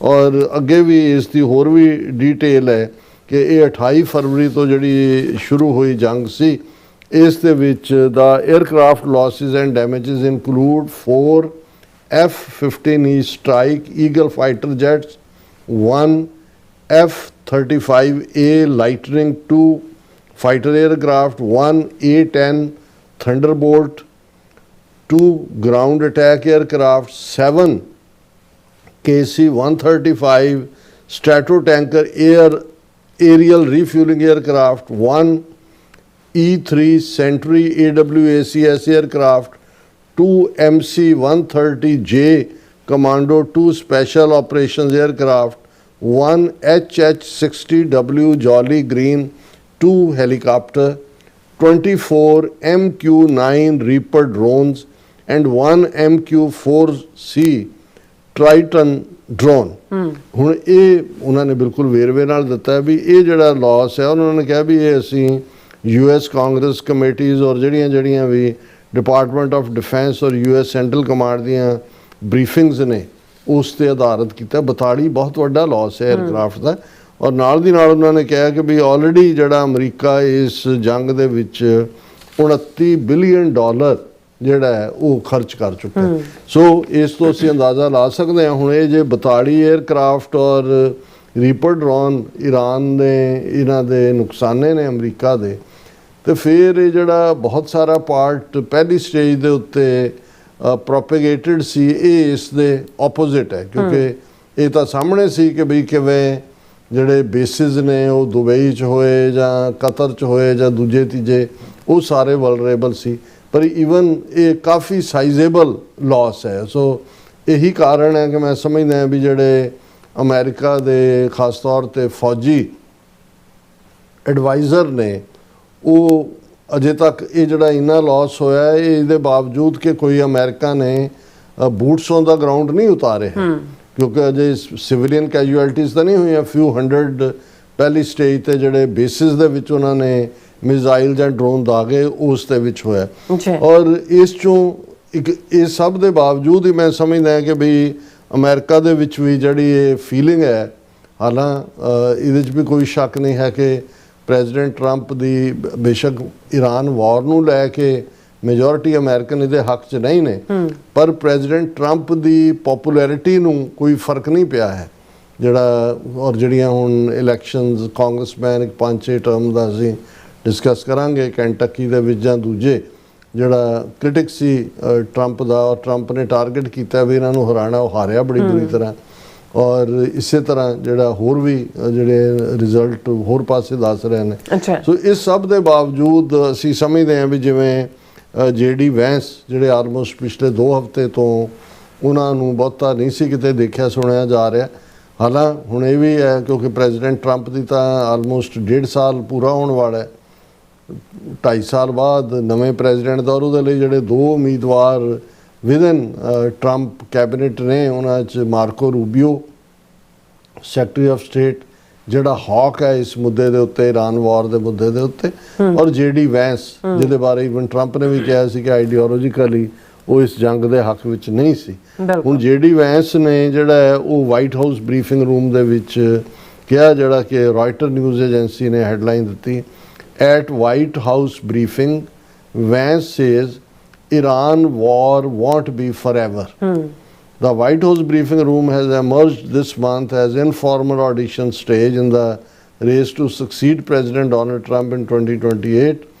Mr. Vance's appearance at the podium came about 2 weeks after Secretary of State Marco Rubio, his possible future rival, drew wide attention for his debut briefing. कि 2 हफ्ते तो Marco Rubio ही briefing कर रहे थे इस white house room, और ਉਹਦੇ JD ਵੈਂਸ ਨੇ ਕਿਹਾ ਕਿ ਵੀ ਇਹ ਕੋਈ ਫਾਰ ਐਵਰ ਵਾਰ ਨਹੀਂ ਹੈ, ਔਰ ਅਸੀਂ ਹੋਪ ਕਰਦੇ ਹਾਂ ਕਿ ਭਾਈ ਇਸ ਦਾ ਜਿਹੜਾ ਕੋਈ ਨਾ ਕੋਈ ਹੱਲ ਨਿਕਲੇਗਾ। ਸੋ ਇਹ ਤਾਂ ਗਰਾਊਂਡ ਦੇ ਉੱਤੇ ਕੀ ਚੱਲ ਰਿਹਾ ਈਰਾਨ ਕ੍ਰਾਈਸਿਸ ਨੂੰ ਲੈ ਕੇ ਇਹ ਹੈ, ਲੇਕਿਨ ਜਿਹੜੀ ਇੰਟਰਨੈਸ਼ਨਲ ਨਿਊਜ਼ ਏਜੰਸੀਜ਼ ਦੀ ਖਬਰ ਹੈ, ਹੁਣ ਇਹ ਸਾਰੀ ਜਿਹੜੀ ਗੱਲਬਾਤ ਇਹਦੇ ਬਾਵਜੂਦ ਦੁਬਾਰਾ ਵਾਰ ਸਟਾਰਟ ਹੁੰਦੇ ਹੁੰਦੇ ਰੁਕੀ। ਭਾਵੇਂ ਕ੍ਰੈਡਿਟ ਪ੍ਰੈਜ਼ੀਡੈਂਟ ਟਰੰਪ ਨੇ ਉਹ ਕਤਰ ਜਾਂ ਸਾਊਦੀ ਅਰੇਬੀਆ ਜਾਂ UAE ਦੀ ਰਿਕੁਐਸਟ ਨੂੰ ਦਿੱਤਾ, ਪਰ ਜਿਹੜੀ ਪਾਵਰਫੁਲ ਲੌਬੀ ਜਾਂ ਪਾਵਰਫੁਲ ਪਰਸਨ ਜਾਂ ਪਾਵਰਫੁਲ ਟੀਮ ਇਸ ਸਾਰੇ ਨੂੰ ਕ੍ਰਾਈਸਿਸ ਨੂੰ ਹੱਲ ਕਰਨ ਦੇ ਲਈ ਮੀਡੀਏਸ਼ਨ ਕਰ ਰਹੀ ਹੈ ਜਾਂ ਇਸ ਨੂੰ ਫੈਸਿਲਿਟੇਟ ਕਰ ਰਹੀ ਹੈ, ਉਹ ਫੀਲਡ ਮਾਰਸ਼ਲ ਆਸਮ ਮੁਨੀਰ ਔਰ ਪਾਕਿਸਤਾਨ ਦਾ ਜਿਹੜਾ ਸਿਵਿਲੀਅਨ ਐਡਮਿਨਿਸਟ੍ਰੇਸ਼ਨ ਜਿਹੜਾ at the back end call of army establishment ਹੈ, ਉਹਨਾਂ ਦਾ ਐਫਰਟ ਹੈ। ਔਰ ਇਸ ਨੂੰ ਦੁਨੀਆ 'ਚ ਦੇਖੋ ਕਈ ਚੀਜ਼ਾਂ ਹੁੰਦੀਆਂ ਨੇ, ਕਿਵੇਂ ਪਾਕਿਸਤਾਨ ਨੂੰ ਛੁਟਾਇਆ ਜਾ ਰਿਹਾ ਸੀ, failed economy, epicentre of terrorism, ਇਹ ਉਹ ਇੰਡੀਆ ਦਾ ਪ੍ਰੋਪੇਗੈਂਡਾ ਵੈਸਟਰਨ ਵਰਲਡ ਵੀ ਬਾਏ ਕਰਦਾ ਸੀ, ਇੰਟਰਨੈਸ਼ਨਲ ਇੰਸਟੀਟਿਊਸ਼ਨਸ ਵੀ, ਵਰਲਡ ਬੈਂਕ ਨੇ ਵੀ ਜਿਹੜਾ ਹੈ ਉਹ ਬੜਾ ਸਖਤ ਰਵੱਈਆ ਅਖਤਿਆਰ ਕੀਤਾ ਹੋਇਆ ਸੀ ਕੋਈ ਵੀ ਲੋਨ ਦੇਣ ਦੇ ਲਈ, ਜਾਂ ਦੂਜੇ UN ਦੇ ਵਿੱਚ ਵੀ ਕਿਸ ਲੈਵਲ ਦੇ ਉੱਤੇ ਚੱਲਦਾ ਸੀ। ਪਰ ਓਵਰਆਲ ਇਸ ਵੇਲੇ ਜਦੋਂ ਅਸੀਂ ਕਹਿੰਦੇ ਹਾਂ ਕਿ ਵੀ ਪਾਕਿਸਤਾਨ ਨੇ ਵਾਹ ਖੱਟੀ ਔਰ ਖੱਟ ਰਿਹਾ, ਕੱਲ੍ਹ ਨੂੰ ਨਤੀਜਾ ਕੀ ਹੋਏਗਾ ਇਹ ਰੱਬ ਜਾਣਦਾ ਹੈ ਜਾਂ ਟਰੰਪ ਜਾਣਦਾ ਹੈ, ਕਿਉਂਕਿ ਟਰੰਪ ਦੇ ਉੱਤੇ ਨੇਤਨਯਾਹੂ ਦਾ ਬਹੁਤ ਜ਼ਿਆਦਾ ਪ੍ਰੈਸ਼ਰ ਹੈ ਔਰ ਉਹ ਗ੍ਰੇਟ ਕਰੀ ਜਾਂਦਾ ਹਰ ਚੀਜ਼ ਨੂੰ। ਲੇਕਿਨ ਇਸ 'ਚ ਕੋਈ ਦੋ ਰਾਵਾਂ ਨਹੀਂ ਨੇ ਕਿ ਪਾਕਿਸਤਾਨ ਵੱਲੋਂ ਬਹੁਤ ਔਰ ਸਾਇਲੈਂਟਲੀ ਪਾਕਿਸਤਾਨ ਦੀ ਤੁਹਾਨੂੰ ਕੋਈ ਪ੍ਰੈਸ ਬਰੀਫਿੰਗ ਨਜ਼ਰ ਨਹੀਂ ਆਏਗੀ ਇਸ ਮੁੱਦੇ 'ਤੇ, ਇਸ ਦੂਸਰੇ ਦੇ ਉੱਤੇ। ਔਰ ਹੁਣ ਵੀ ਜਿਹੜੀ ਏਜੰਸੀਜ਼ ਦੀ ਖਬਰ ਹੈ, US Iran talks, Pakistan's interior minister travels to Tehran for second time within a week. ਇਸ ਇੱਕ ਹਫ਼ਤੇ ਦੇ ਵਿੱਚ ਇਸ ਹਫ਼ਤੇ ਦੇ ਵਿੱਚ ਜੀ। ਦੂਸਰੀ ਵਾਰ ਜਿਹੜੇ ਪਾਕਿਸਤਾਨ ਦੇ ਇੰਟੀਰੀਅਰ ਮਿਨਿਸਟਰ ਨੇ, ਜਿਨ੍ਹਾਂ ਨੂੰ ਅਸੀਂ ਗ੍ਰਹਿ ਮੰਤਰੀ ਵੀ ਹੋਮ ਮਿਨਿਸਟਰ ਵੀ ਕਹਿੰਦੇ ਹਾਂ, ਮੋਹਸਿਨ ਨਕਵੀ, ਉਹ ਪਹੁੰਚੇ ਨੇ ਤਹਿਰਾਨ। ਔਰ ਇਹ ਜਿਹੜੀ ਹੈ ਬੈਕ ਚੈਨਲ ਜਿਹੜੀ ਜਿਹਨੂੰ ਗੱਲਬਾਤ ਕਹਿੰਦੇ ਨੇ ਉਹ ਚੱਲ ਰਹੀ ਹੈ। ਔਰ ਇਹ ਜਿਹੜਾ ਉਹਨਾਂ ਨੇ ਉਹਨਾਂ ਦੀ his departure comes as Islamabad continues to lead mediation efforts between Washington and Tehran, ਕਿ ਪਾਕਿਸਤਾਨ ਹੀ ਕੜੀ ਹੈ ਜਿਹੜਾ ਦੋਨਾਂ ਪਾਸਿਆਂ ਨੂੰ, ਈਵਨ ਸਾਊਦੀ ਅਰੇਬੀਆ ਜਾਂ ਦੂਸਰਾ ਵੀ ਜਿਹੜਾ ਉਹ ਪਾਕਿਸਤਾਨ ਦੀ ਪੈਟਰਨ ਅਸੀਂ ਡਿਸਕਸ ਕੀਤਾ ਸੀ ਕਿ ਕਿਵੇਂ ਫੁੱਲ ਸਕੁਆਡਰਨ ਪਾਕਿਸਤਾਨ ਦਾ 24 ਏਅਰਕ੍ਰਾਫਟ ਉਹਨਾਂ ਦੇ ਸਾਊਦੀ ਅਰੇਬੀਆ 'ਚ ਨੇ, 8000 ਸੋਲਜਰ ਉਹਨਾਂ ਦੇ ਡਿਫੈਂਡ ਕਰ ਰਹੇ ਨੇ। ਔਰ ਇਹ ਜਿਹੜਾ ਉਹਨਾਂ ਦਾ ਇੰਟੀਰੀਅਰ ਮਿਨਿਸਟਰ ਦਾ ਮੋਹਸਿਨ ਨਕਵੀ, ਇਹ ਕਾਫੀ ਕੌਨਫੀਡੈਂਸ਼ੀਅਲ ਨੇ, ਕੌਨਫੀਡੈਂਟ ਨੇ ਆਸਿਮ ਮੁਨੀਰ ਫੀਲਡ ਮਾਰਸ਼ਲ ਦੇ ਵੀ। ਔਰ ਜ਼ਾਹਰ ਹੈ ਕਿ ਤਹਿਰਾਨ ਦੇ ਨਾਲ ਵੀ ਇਹਨਾਂ ਨੇ ਵਿਚੋਲਗੀ ਤੁਸੀਂ ਤਾਂ ਹੀ ਕਰ ਸਕਦੇ ਹੋ ਕਿ ਦੋਨੋਂ ਪਾਸਿਆਂ ਦਾ ਤੁਹਾਨੂੰ ਫੇਥ ਹੈ। ਅਮਰੀਕਾ ਨੇ ਆਪਣਾ ਫੁੱਲ ਫੇਥ ਜਿਹੜਾ ਉਹ ਪ੍ਰੈਜ਼ੀਡੈਂਟ ਟਰੰਪ ਨੇ ਸੁੱਟਿਆ ਹੋਇਆ ਆਸਿਮ ਮੁਨੀਰ ਦੇ ਪਿੱਛੇ।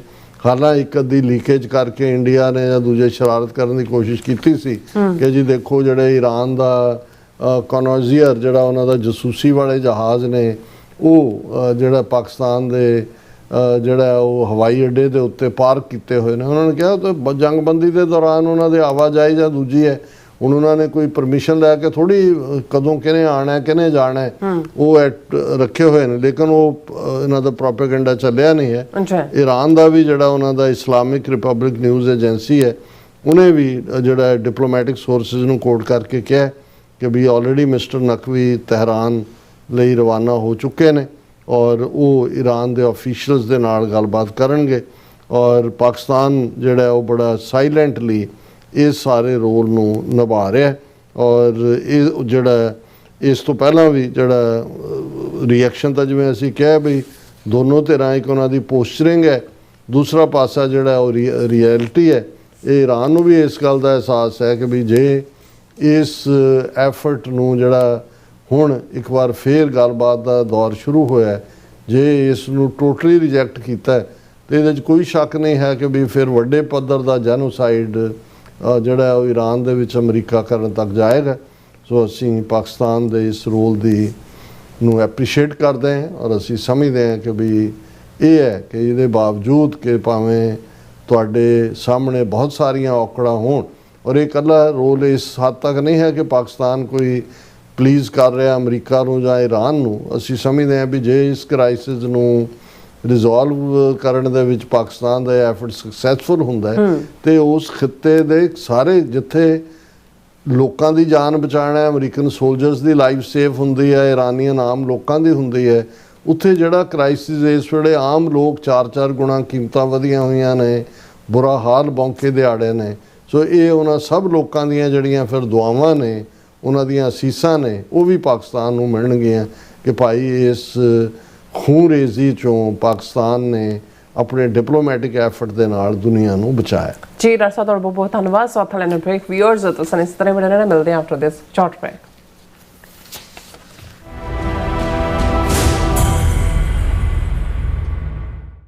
ਅਮਰੀਕਾ ਵਿੱਚ ਰਹਿ ਰਹੇ ਹੋ ਅਤੇ ਡਰਾਈਵਿੰਗ ਲਾਇਸੈਂਸ ਲੈਣਾ ਚਾਹੁੰਦੇ ਹੋ ਤੇ ਲੱਭ ਰਹੇ ਹੋ ਇੱਕ ਤਜਰਬੇਕਾਰ ਡਰਾਈਵਿੰਗ ਸਕੂਲ, ਤਾਂ ਤੁਹਾਡੇ ਲਈ ਹੈ ਵੱਡੀ ਖੁਸ਼ਖਬਰੀ। ਕੈਲੀਫੋਰਨੀਆ ਦਾ ਸਟਾਕਟਨ ਟਰੱਕ ਡਰਾਈਵਿੰਗ ਸਕੂਲ ਤੁਹਾਨੂੰ ਦੇਵੇਗਾ ਡਰਾਈਵਿੰਗ ਸਿਖਲਾਈ ਅਤੇ ਡਰਾਈਵਿੰਗ ਦੌਰਾਨ ਪੇਸ਼ ਆਉਂਦੀਆਂ ਮੁਸ਼ਕਲਾਂ ਨਾਲ ਨਜਿੱਠਣ ਦੀ ਸਿਖਲਾਈ। 25 ਸਾਲ ਤੋਂ ਵੀ ਵੱਧ ਦੇ ਤਜਰਬੇ ਨਾਲ ਤੁਹਾਨੂੰ ਮਿਲੇਗੀ ਡਰਾਈਵਿੰਗ ਨਾਲ ਸੰਬੰਧਿਤ ਹਰ ਤਰ੍ਹਾਂ ਦੀ ਸਿਖਲਾਈ, ਉਹ ਵੀ ਵਾਜਿਬ ਕੀਮਤ ਵਿੱਚ।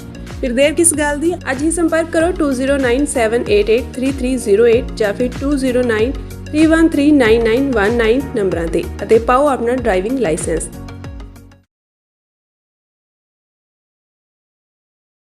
ਕੀ ਤੁਸੀਂ ਆਪਣੇ ਟੈਕਸਿਸ ਨੂੰ ਲੈ ਕੇ ਚਿੰਤਤ ਹੋ? ਤੁਸੀਂ ਆਪਣੀ ਕਮਾਈ ਲਈ ਮਿਹਨਤ ਕਰਦੇ ਹੋ, ਭਾਵੇਂ ਤੁਸੀਂ ਨੌਕਰੀ ਵਿੱਚ ਹੋਵੋ ਜਾਂ ਆਪਣਾ ਬਿਜ਼ਨਸ ਚਲਾਉਂਦੇ ਹੋ। ਜਦੋਂ ਟੈਕਸ ਭਰਨ ਦਾ ਸਮਾਂ ਆਉਂਦਾ ਤਾਂ ਤੁਹਾਨੂੰ ਇੱਕ ਭਰੋਸੇਯੋਗ ਟੈਕਸ ਅਕਾਊਂਟੈਂਟ ਦੀ ਲੋੜ ਹੈ ਜੋ ਟੈਕਸ ਬੈਲੈਂਸ ਦਾ ਤੁਹਾਡੇ ਪੱਖ ਵਿੱਚ ਜਾਣਾ ਯਕੀਨੀ ਬਣਾਵੇ। ਸਿਆਟਲ ਦੀ ਜਾਣੀ ਪਹਿਚਾਣੀ company accurate accountants and taxes ਤੁਹਾਡੀ ਸੇਵਾ ਵਿੱਚ ਹਾਜ਼ਰ ਹੈ। ਅਸੀਂ ਹਰ ਤਰ੍ਹਾਂ ਦੇ ਟੈਕਸ ਭਰਨ ਵਿੱਚ ਤੁਹਾਡੀ ਮਦਦ ਕਰਾਂਗੇ। ਟੈਕਸ ਸੰਬੰਧੀ ਕਿਸੇ ਵੀ ਤਰ੍ਹਾਂ ਦੇ ਸਵਾਲ ਲਈ ਅੱਜ ਹੀ ਸਾਡੇ ਤੱਕ ਪਹੁੰਚ ਕਰੋ। Accurate accountants and Texas signature truck service route 81 ਉੱਤੇ ਐਗਜ਼ਿਟ 235 ਤੇ ਟਰੱਕਰ ਵੀਰਾਂ ਲਈ 24 ਘੰਟੇ ਰੋਡ ਸਰਵਿਸ ਦੀ ਸੁਵਿਧਾ ਮੌਜੂਦ। Heavy duty repair, oil change, ਪੁਰਾਣੇ ਅਤੇ ਨਵੇਂ tyre, computer diagnostic, DPF cleaning, brake service ਜਾਂ ਰਸਤੇ ਵਿੱਚ ਆਈ ਹਰ ਤਰ੍ਹਾਂ ਦੀ ਰਿਪੇਅਰ ਪ੍ਰੋਫੈਸ਼ਨਲ ਟੀਮ ਵੱਲੋਂ ਕੀਤੀ ਜਾਂਦੀ ਹੈ। ਬ੍ਰੇਕਫਾਸਟ, ਲੰਚ ਅਤੇ ਡਿਨਰ ਲਈ ਪੰਜਾਬੀ ਢਾਬੇ ਦਾ ਆਨੰਦ ਵੀ ਮਾਣੋ। ਡਰਾਈਵਰ ਅਤੇ ਟਰੱਕ ਆਪਰੇਟਰ ਵੀਰ ਡਿਸਪੈਚ ਦੀ ਸਰਵਿਸ ਲਈ ਸਾਡੇ ਨਾਲ ਸੰਪਰਕ ਕਰਨ। Signature truck service 58 triangle drive, Weyers Cave, Virginia 24486।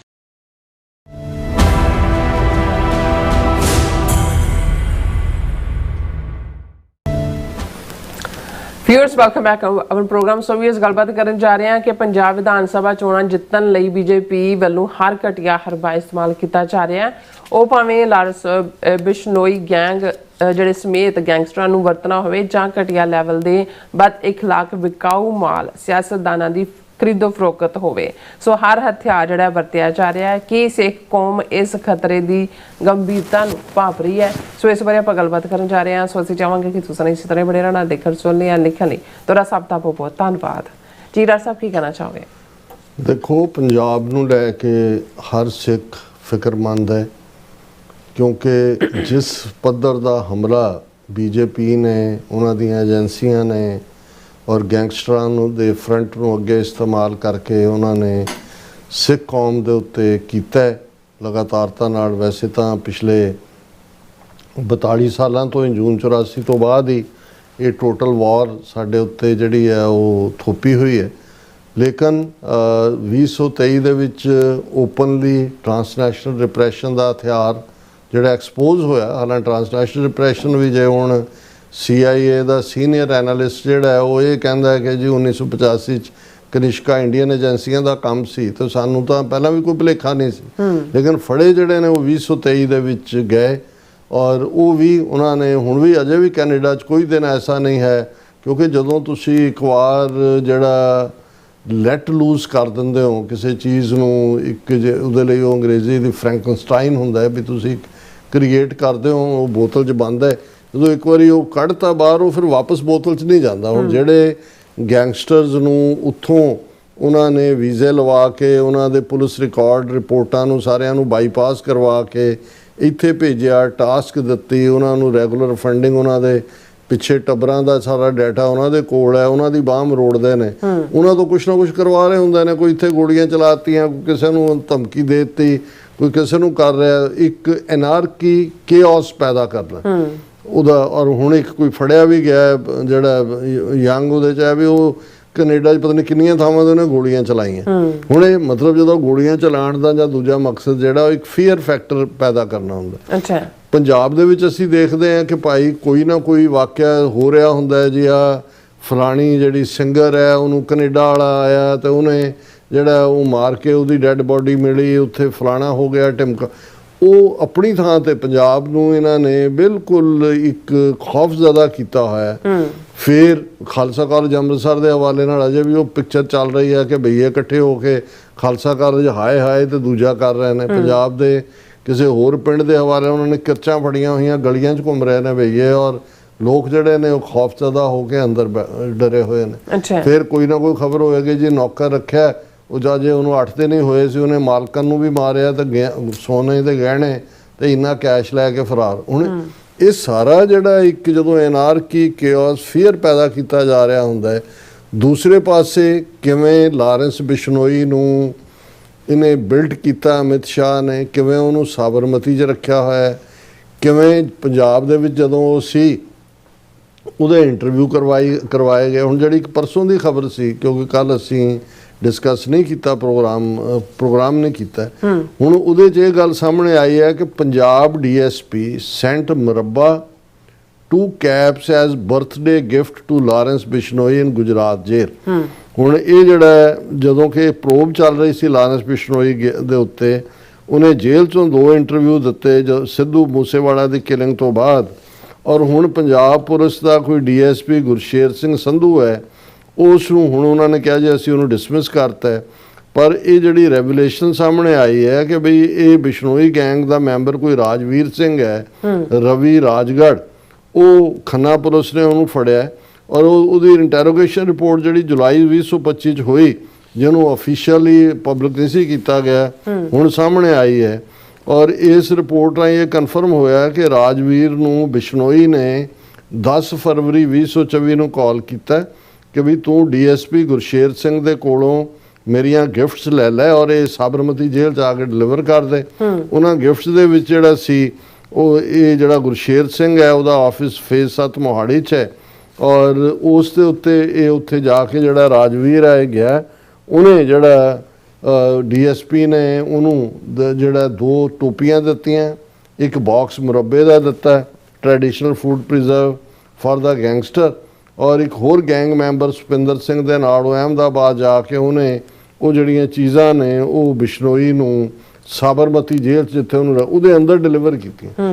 ਹੁਣ ਇਹ ਮੁਰੱਬੇ ਦਾ ਕੰਮ ਨਹੀਂ ਹੈ, ਕੁਝ ਹੋਰ ਹੈ ਜਿਹੜਾ ਕਿ ਸਾਡੀ ਸਮਝ ਤੋਂ ਬਾਹਰ ਹੈ। ਪਰ ਇਸ ਤੋਂ ਤੁਸੀਂ ਅੰਦਾਜ਼ਾ ਲਾਓ ਕਿ ਸਰਵਿੰਗ ਪੁਲਿਸ ਦਾ DSP ਉਹਦੇ ਬਰਥਡੇ ਗਿਫਟ ਤੇ ਉਹਨੂੰ ਪੰਜਾਬ ਚੋਂ ਮੁਰੱਬਾ ਤੇ ਟੋਪੀਆਂ ਤੇ ਹੋਰ ਪਤਾ ਨਹੀਂ ਕੀ ਭੇਜਿਆ ਹੋਏਗਾ ਔਰ ਉਹਨੂੰ ਰਿਸੀਵ ਵੀ ਕਰਦਾ ਪੁਲਿਸ ਦੇ ਰਿਕਾਰਡ 'ਚ ਵੀ। ਹੁਣ ਕੌਣ ਇਹਨਾਂ ਨੂੰ ਮਿਲਾਉਂਦਾ ਹੈ, ਕੌਣ ਇਸ ਸਾਰੇ ਨੂੰ ਫੈਸਿਲਿਟੇਟ ਕਰਦਾ ਹੈ, ਇਹ ਮਾਹੌਲ ਕੀ ਕ੍ਰੀਏਟ ਕੀਤਾ ਜਾ ਰਿਹਾ।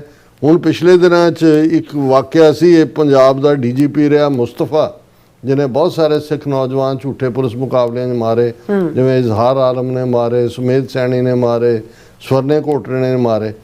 ਹੁਣ former DGP Mustafa claims blast near his Malerkotla house was targeted attack। ਹੁਣ ਇਸ ਮੁਸਤਫੇ ਦਾ ਮੁੰਡਾ ਜਿਹੜਾ ਕੁਝ ਸਮਾਂ ਪਹਿਲਾਂ ਸੁਸਾਈਡ ਉਹਨੇ ਕਰ ਲਿਆ ਸੀ, ਉਹਨੇ ਇਲਜ਼ਾਮ ਇਹਦੇ ਤੇ ਬਹੁਤ ਮਾੜੇ ਲਾਏ ਸੀਗੇ ਔਰ ਇਹ ਕੇਸ ਵੀ ਦਬਦਬਾ ਹੀ ਇਹਨਾਂ ਨੇ ਦਿੱਤਾ ਹੈ। ਹੁਣ ਉਹ ਇਹ ਕਹਿ ਰਿਹਾ ਮੁਸਤਫਾ ਕਿ ਦੇਖੋ ਮੇਰੇ ਘਰ ਦੇ ਨੇੜੇ ਮਲੇਰਕੋਟਲੇ ਜਿੱਥੇ ਮੈਂ ਰਹਿੰਦਾ ਇੱਕ ਜਿਹੜਾ ਉਹ ਬਲਾਸਟ ਹੋਇਆ ਔਰ ਇਹ ਖਬਰ ਹੀ ਇਹ ਹੈ ਕਿ former DGP Mustafa alleged that blast near Malerkotla house, his residence along the Hathua road link in Malerkotla on May 15 was a targeted attack on him and his family. The powerful explosion blew off a buffalo's limbs and hurled the animal several feet into the air. A man nearby had a narrow escape. Mustafa claimed the police initially tried to downplay it as an accident. He linked the blast to a recent threat email that targeted him and others. He said he had evidence to substantiate his claims before the investigating agency. ਹੁਣ ਇਹ ਮਾਹੌਲ ਕੀ DGP ਕਹਿ ਰਿਹਾ ਹੈ ਕਿ ਜੀ ਮੇਰੇ ਘਰ ਦੇ ਬਾਹਰ ਇਹ ਜਿਹੜਾ ਬਲਾਸਟ ਹੋਇਆ ਇਹ ਤੇ ਮੈਨੂੰ ਟਾਰਗੇਟ, ਪੁਲਿਸ ਉਹਨੂੰ ਡਾਊਨ ਪਲੇ ਕਰ ਰਹੀ। ਸੋ ਇਹ ਜਿਹੜੀ ਸਾਰੀ ਇਸ ਕਿਸਮ ਦੀ ਜਿਹੜੀ ਹੈ ਉਹ ਜਿਹੜੀ ਸਾਰੀ ਨੌਟੰਕੀ ਹੈ ਉਹ ਆਪਣੀ ਥਾਂ ਤੇ, ਔਰ ਦੂਸਰੇ ਪਾਸੇ ਪੋਲੀਟੀਕਲੀ ਹੁਣ ਜਿਵੇਂ ਆਮ ਆਦਮੀ ਪਾਰਟੀ ਦੀ ਹਕੂਮਤ ਹੈ, ਉਹ ਕੇਜਰੀਵਾਲ ਕਹਿ ਰਿਹਾ ਹੈ ਫਿਕਰ ਨਾ ਕਰੋ ਆਉਣ ਵਾਲੀਆਂ ਚੋਣਾਂ 'ਚ ਸਾਨੂੰ ਪਹਿਲਾਂ ਤੋਂ ਵੀ ਜ਼ਿਆਦਾ ਸੀਟਾਂ ਲੋਕ ਦੇਣਗੇ ਸਾਡਾ ਕੰਮ ਦੇਖ ਕੇ। ਹੁਣ ਉਹ ਭਗਵੰਤ ਮਾਨ ਕਹਿ ਰਿਹਾ ਹੈ ਕਿ ਵੀ ਮੁਲਕ ਦੇ ਵਿੱਚ ਕ੍ਰਾਈਸਿਸ ਹੈ, ਮੋਦੀ ਇਹ ਕਹਿੰਦਾ ਵੀ ਯਾਤਰਾ ਨਾ ਕਰੋ, ਆਪ ਝੋਲਾ ਚੁੱਕ ਕੇ ਤੁਰ ਗਿਆ ਉਹਨਾਂ ਮੁਲਕਾਂ ਦੇ ਵਿੱਚ। ਹੁਣ ਉਹਦੀ ਸਟੇਟਮੈਂਟ ਨੂੰ ਕਾਊਂਟਰ ਕਰ ਰਿਹਾ ਉਹ ਬੁੱਚੜ ਬੇਅੰਤੇ ਦਾ ਪੋਤਾ ਜਿਹਨੂੰ ਅਮਿਤ ਸ਼ਾਹ ਸੈਂਟਰ 'ਚ ਲੈ ਕੇ ਗਿਆ, ਇਹਦੇ ਬਾਵਜੂਦ ਕਿ ਉਹ ਲੁਧਿਆਣੇ ਦੀ ਪਾਰਲੀਮਾਨੀ ਇਲੈਕਸ਼ਨ ਹਾਰਿਆ, ਇਹਨੂੰ ਬੁੱਚੜ ਬੇਅੰਤੇ ਦੇ ਇਸ ਪੋਤੇ ਨੂੰ ਉਹ ਅਗਲੀ ਸਿੱਖ ਨਸਲਕੁਸ਼ੀ ਦੇ ਲਈ ਜਿਹੜਾ ਜੇ ਪੰਜਾਬ ਦਾ ਮੁੱਖ ਮੰਤਰੀ ਦਾ ਅਹੁਦਾ ਵੀ ਦੇਣਾ ਪਿਆ ਤੇ ਉਹਨੂੰ ਦੇਣਗੇ। ਹਾਲਾਂ ਇਕਰਾਰ ਕਈਆਂ ਨਾਲ ਕੀਤੇ ਨੇ, ਉਹ HS ਫੂਲਕਾ ਸਾਰੀ ਉਮਰ ਦੀ ਕਮਾਈ ਉਹਨੇ ਕਲੰਕ ਲਵਾਇਆ। ਹੁਣ Ravneet Bittu slams Punjab CM Mann for criticising PM Modi, calls him ISI agent. ਹੁਣ ਇਹ ਰਵਨੀਤ ਬਿੱਟੂ ਬੁੱਚੜ ਬੇਅੰਤੇ ਦਾ ਪੋਤਾ ਕਹਿੰਦਾ ਜੀ ਭਗਵੰਤ ਮਾਨ ਇਹ ਮੋਦੀ ਨੂੰ ਇਹਨੇ ਸਵਾਲ ਪੁੱਛਿਆ ਜੀ ਬਾਹਰ ਕੀ ਲੈਣ ਜਾ ਰਿਹਾ ਵਾਰ-ਵਾਰ, ਇਹ ਤਾਂ ISI ਏਜੰਟ ਹੈ, ਇਹ ਤਾਂ ਪਾਕਿਸਤਾਨ ਦੀ ਮਦਦ ਹੈ। ਹੁਣ ਮੋਦੀ ਬਾਹਰ ਨਹੀਂ ਜਾਏਗਾ ਤੇ ਅਸੀਂ ਤੇਲ ਕਿੱਥੋਂ ਲਵਾਂਗੇ ਜਾਂ ਫਲਾਣਾ ਕਿਵੇਂ ਲਵਾਂ।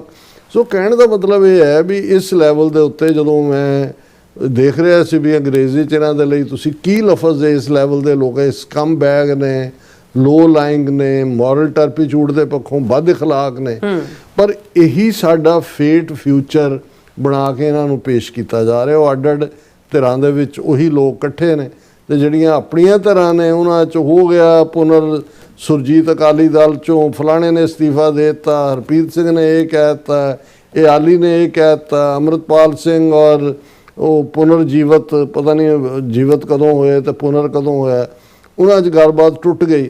ਸੋ ਮਤਲਬ ਇਹ ਸਾਰਾ ਜੋ ਚੱਲ ਰਿਹਾ ਹੈ, ਜਿਹੜਾ ਵੀ ਇੱਕ ਗੰਭੀਰ ਵਿਦਿਆਰਥੀ ਵੀ ਹੈ ਪੰਜਾਬ ਦੇ ਪੋਲਿਟਿਕਸ ਦਾ, ਇੱਕ ਸਿੱਖ ਦੇ ਨਾਤੇ ਤਾਂ ਅਸੀਂ ਭਾਵਨਾਤਮਕ ਤੌਰ ਤੇ ਦੇਖ ਰਹੇ ਹਾਂ ਵੀ ਇੰਨੇ ਸਾਰੇ ਲੈਵਲ ਤੋਂ ਇਸ ਲੈਵਲ ਦੇ ਹਮਲੇ ਨੇ, ਔਰ ਕੀ ਕੌਮ ਦੇ ਵਿੱਚ ਉਹ ਗੰਭੀਰਤਾ ਜਾਂ ਉਹੀ ਸੋਸ਼ਲ ਮੀਡੀਆ, ਕਿਸੇ ਨੂੰ ਤੁਸੀਂ ਕੁਛ ਲਿਖਿਆ, ਕਿਸੇ ਨੂੰ ਕੁਛ ਕਿਹਾ, ਔਰ ਫਿਰ ਅਗਲੇ 24 ਘੰਟੇ 'ਚ ਫਿਰ ਅਗਲਾ ਡੀਕੋ ਕਿ ਤੁਹਾਡੀਆਂ ਲਾਈਕਸ ਕਿੰਨੀਆਂ ਆਈਆਂ ਤੇ ਕਮੈਂਟ ਕਿੰਨੇ ਆਏ। ਮੈਨੂੰ ਨਹੀਂ ਲੱਗਦਾ ਕਿ ਵੀ ਜਿਸ ਸੀਰੀਅਸਨੈਸ ਤੇ ਦੀ ਤਵੱਜੋ ਸਾਡੇ 'ਚ ਹੋਣੀ ਚਾਹੀਦੀ ਹੈ, ਖਾਸ ਤੌਰ ਤੇ ਜਿਹੜੇ ਅਸੀਂ ਇਵਨ ਐਕਟਿਵਿਸਟ ਵੀ ਹੈ, ਸਾਡਾ ਵੀ ਦੌਰਾ ਜਿਹੜਾ ਉਹ ਕਿਸੇ ਹੋਰ ਲੈਵਲ ਦੇ ਉੱਤੇ ਹੀ, ਅਸੀਂ ਕੋਈ ਕਲਟ ਦੇ ਮਗਰ ਲੱਗਾ ਹੋਇਆ, ਕੋਈ ਪਰਸਨੈਲਿਟੀ ਦੇ ਮਗਰ ਲੱਗਾ ਹੋਇਆ, ਕਿਸੇ ਨੂੰ ਲੱਗਦਾ ਖਾਲਿਸਤਾਨ ਸ਼ੁਰੂ ਹੀ ਸਾਡੇ ਤੋਂ ਹੋਇਆ, ਕਿਸੇ ਨੂੰ ਲੱਗਦਾ ਕਿ ਜੀ ਹੁਣ ਉਹ ਜੇ ਬੀਤੇ 'ਚ ਸਾਡਾ ਕੁਝ ਨਹੀਂ ਬਣਿਆ, ਸਾਡਾ ਕੁਝ ਨਹੀਂ ਬਣਨਾ। ਸੋ ਇਹਨਾਂ ਸਾਰੇ ਹਾਲਾਤਾਂ ਦੇ ਵਿੱਚ ਮੈਨੂੰ ਇਹ ਲੱਗਦਾ ਵੀ ਇਹ ਸਾਡਾ ਕਾਫੀ ਕੁਝ ਜਿਹੜਾ ਉਹ ਐਟ ਸਟੇਕ ਹੈ, ਇਸ ਦੇ ਲਈ ਬਹੁਤ ਗੰਭੀਰਤਾ ਦੀ ਲੋੜ ਹੈ। ਬਿਲਕੁਲ ਡਾਕਟਰ ਸਾਹਿਬ, ਤੁਹਾਡਾ ਬਹੁਤ ਬਹੁਤ ਧੰਨਵਾਦ। ਸਾਥ ਲੈਣ ਬ੍ਰੇਕ ਫਿਓਰਸ ਤੁਸੀਂ ਕਿਤੇ ਨਹੀਂ ਜਾਣਾ, ਮਿਲਦੇ ਹਾਂ ਆਫਟਰ ਦਿਸ ਸ਼ਾਰਟ ਬ੍ਰੇਕ।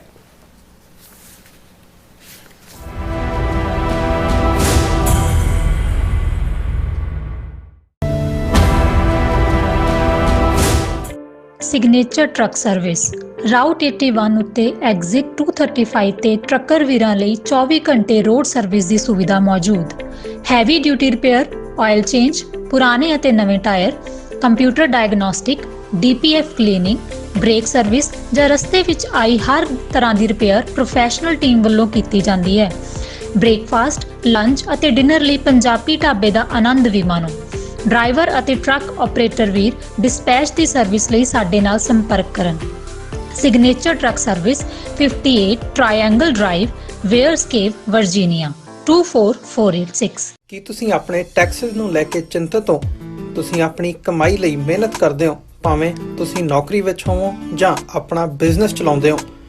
ਜਦੋਂ ਟੈਕਸ ਭਰਨ ਦਾ ਸਮਾਂ ਆਉਂਦਾ ਤਾਂ ਤੁਹਾਨੂੰ ਇੱਕ ਭਰੋਸੇਯੋਗ ਟੈਕਸ ਅਕਾਊਂਟੈਂਟ ਦੀ ਲੋੜ ਹੈ, ਜੋ ਟੈਕਸ ਬੈਲੈਂਸ ਦਾ ਤੁਹਾਡੇ ਪੱਖ ਵਿੱਚ ਜਾਣਾ ਯਕੀਨੀ ਬਣਾਵੇ।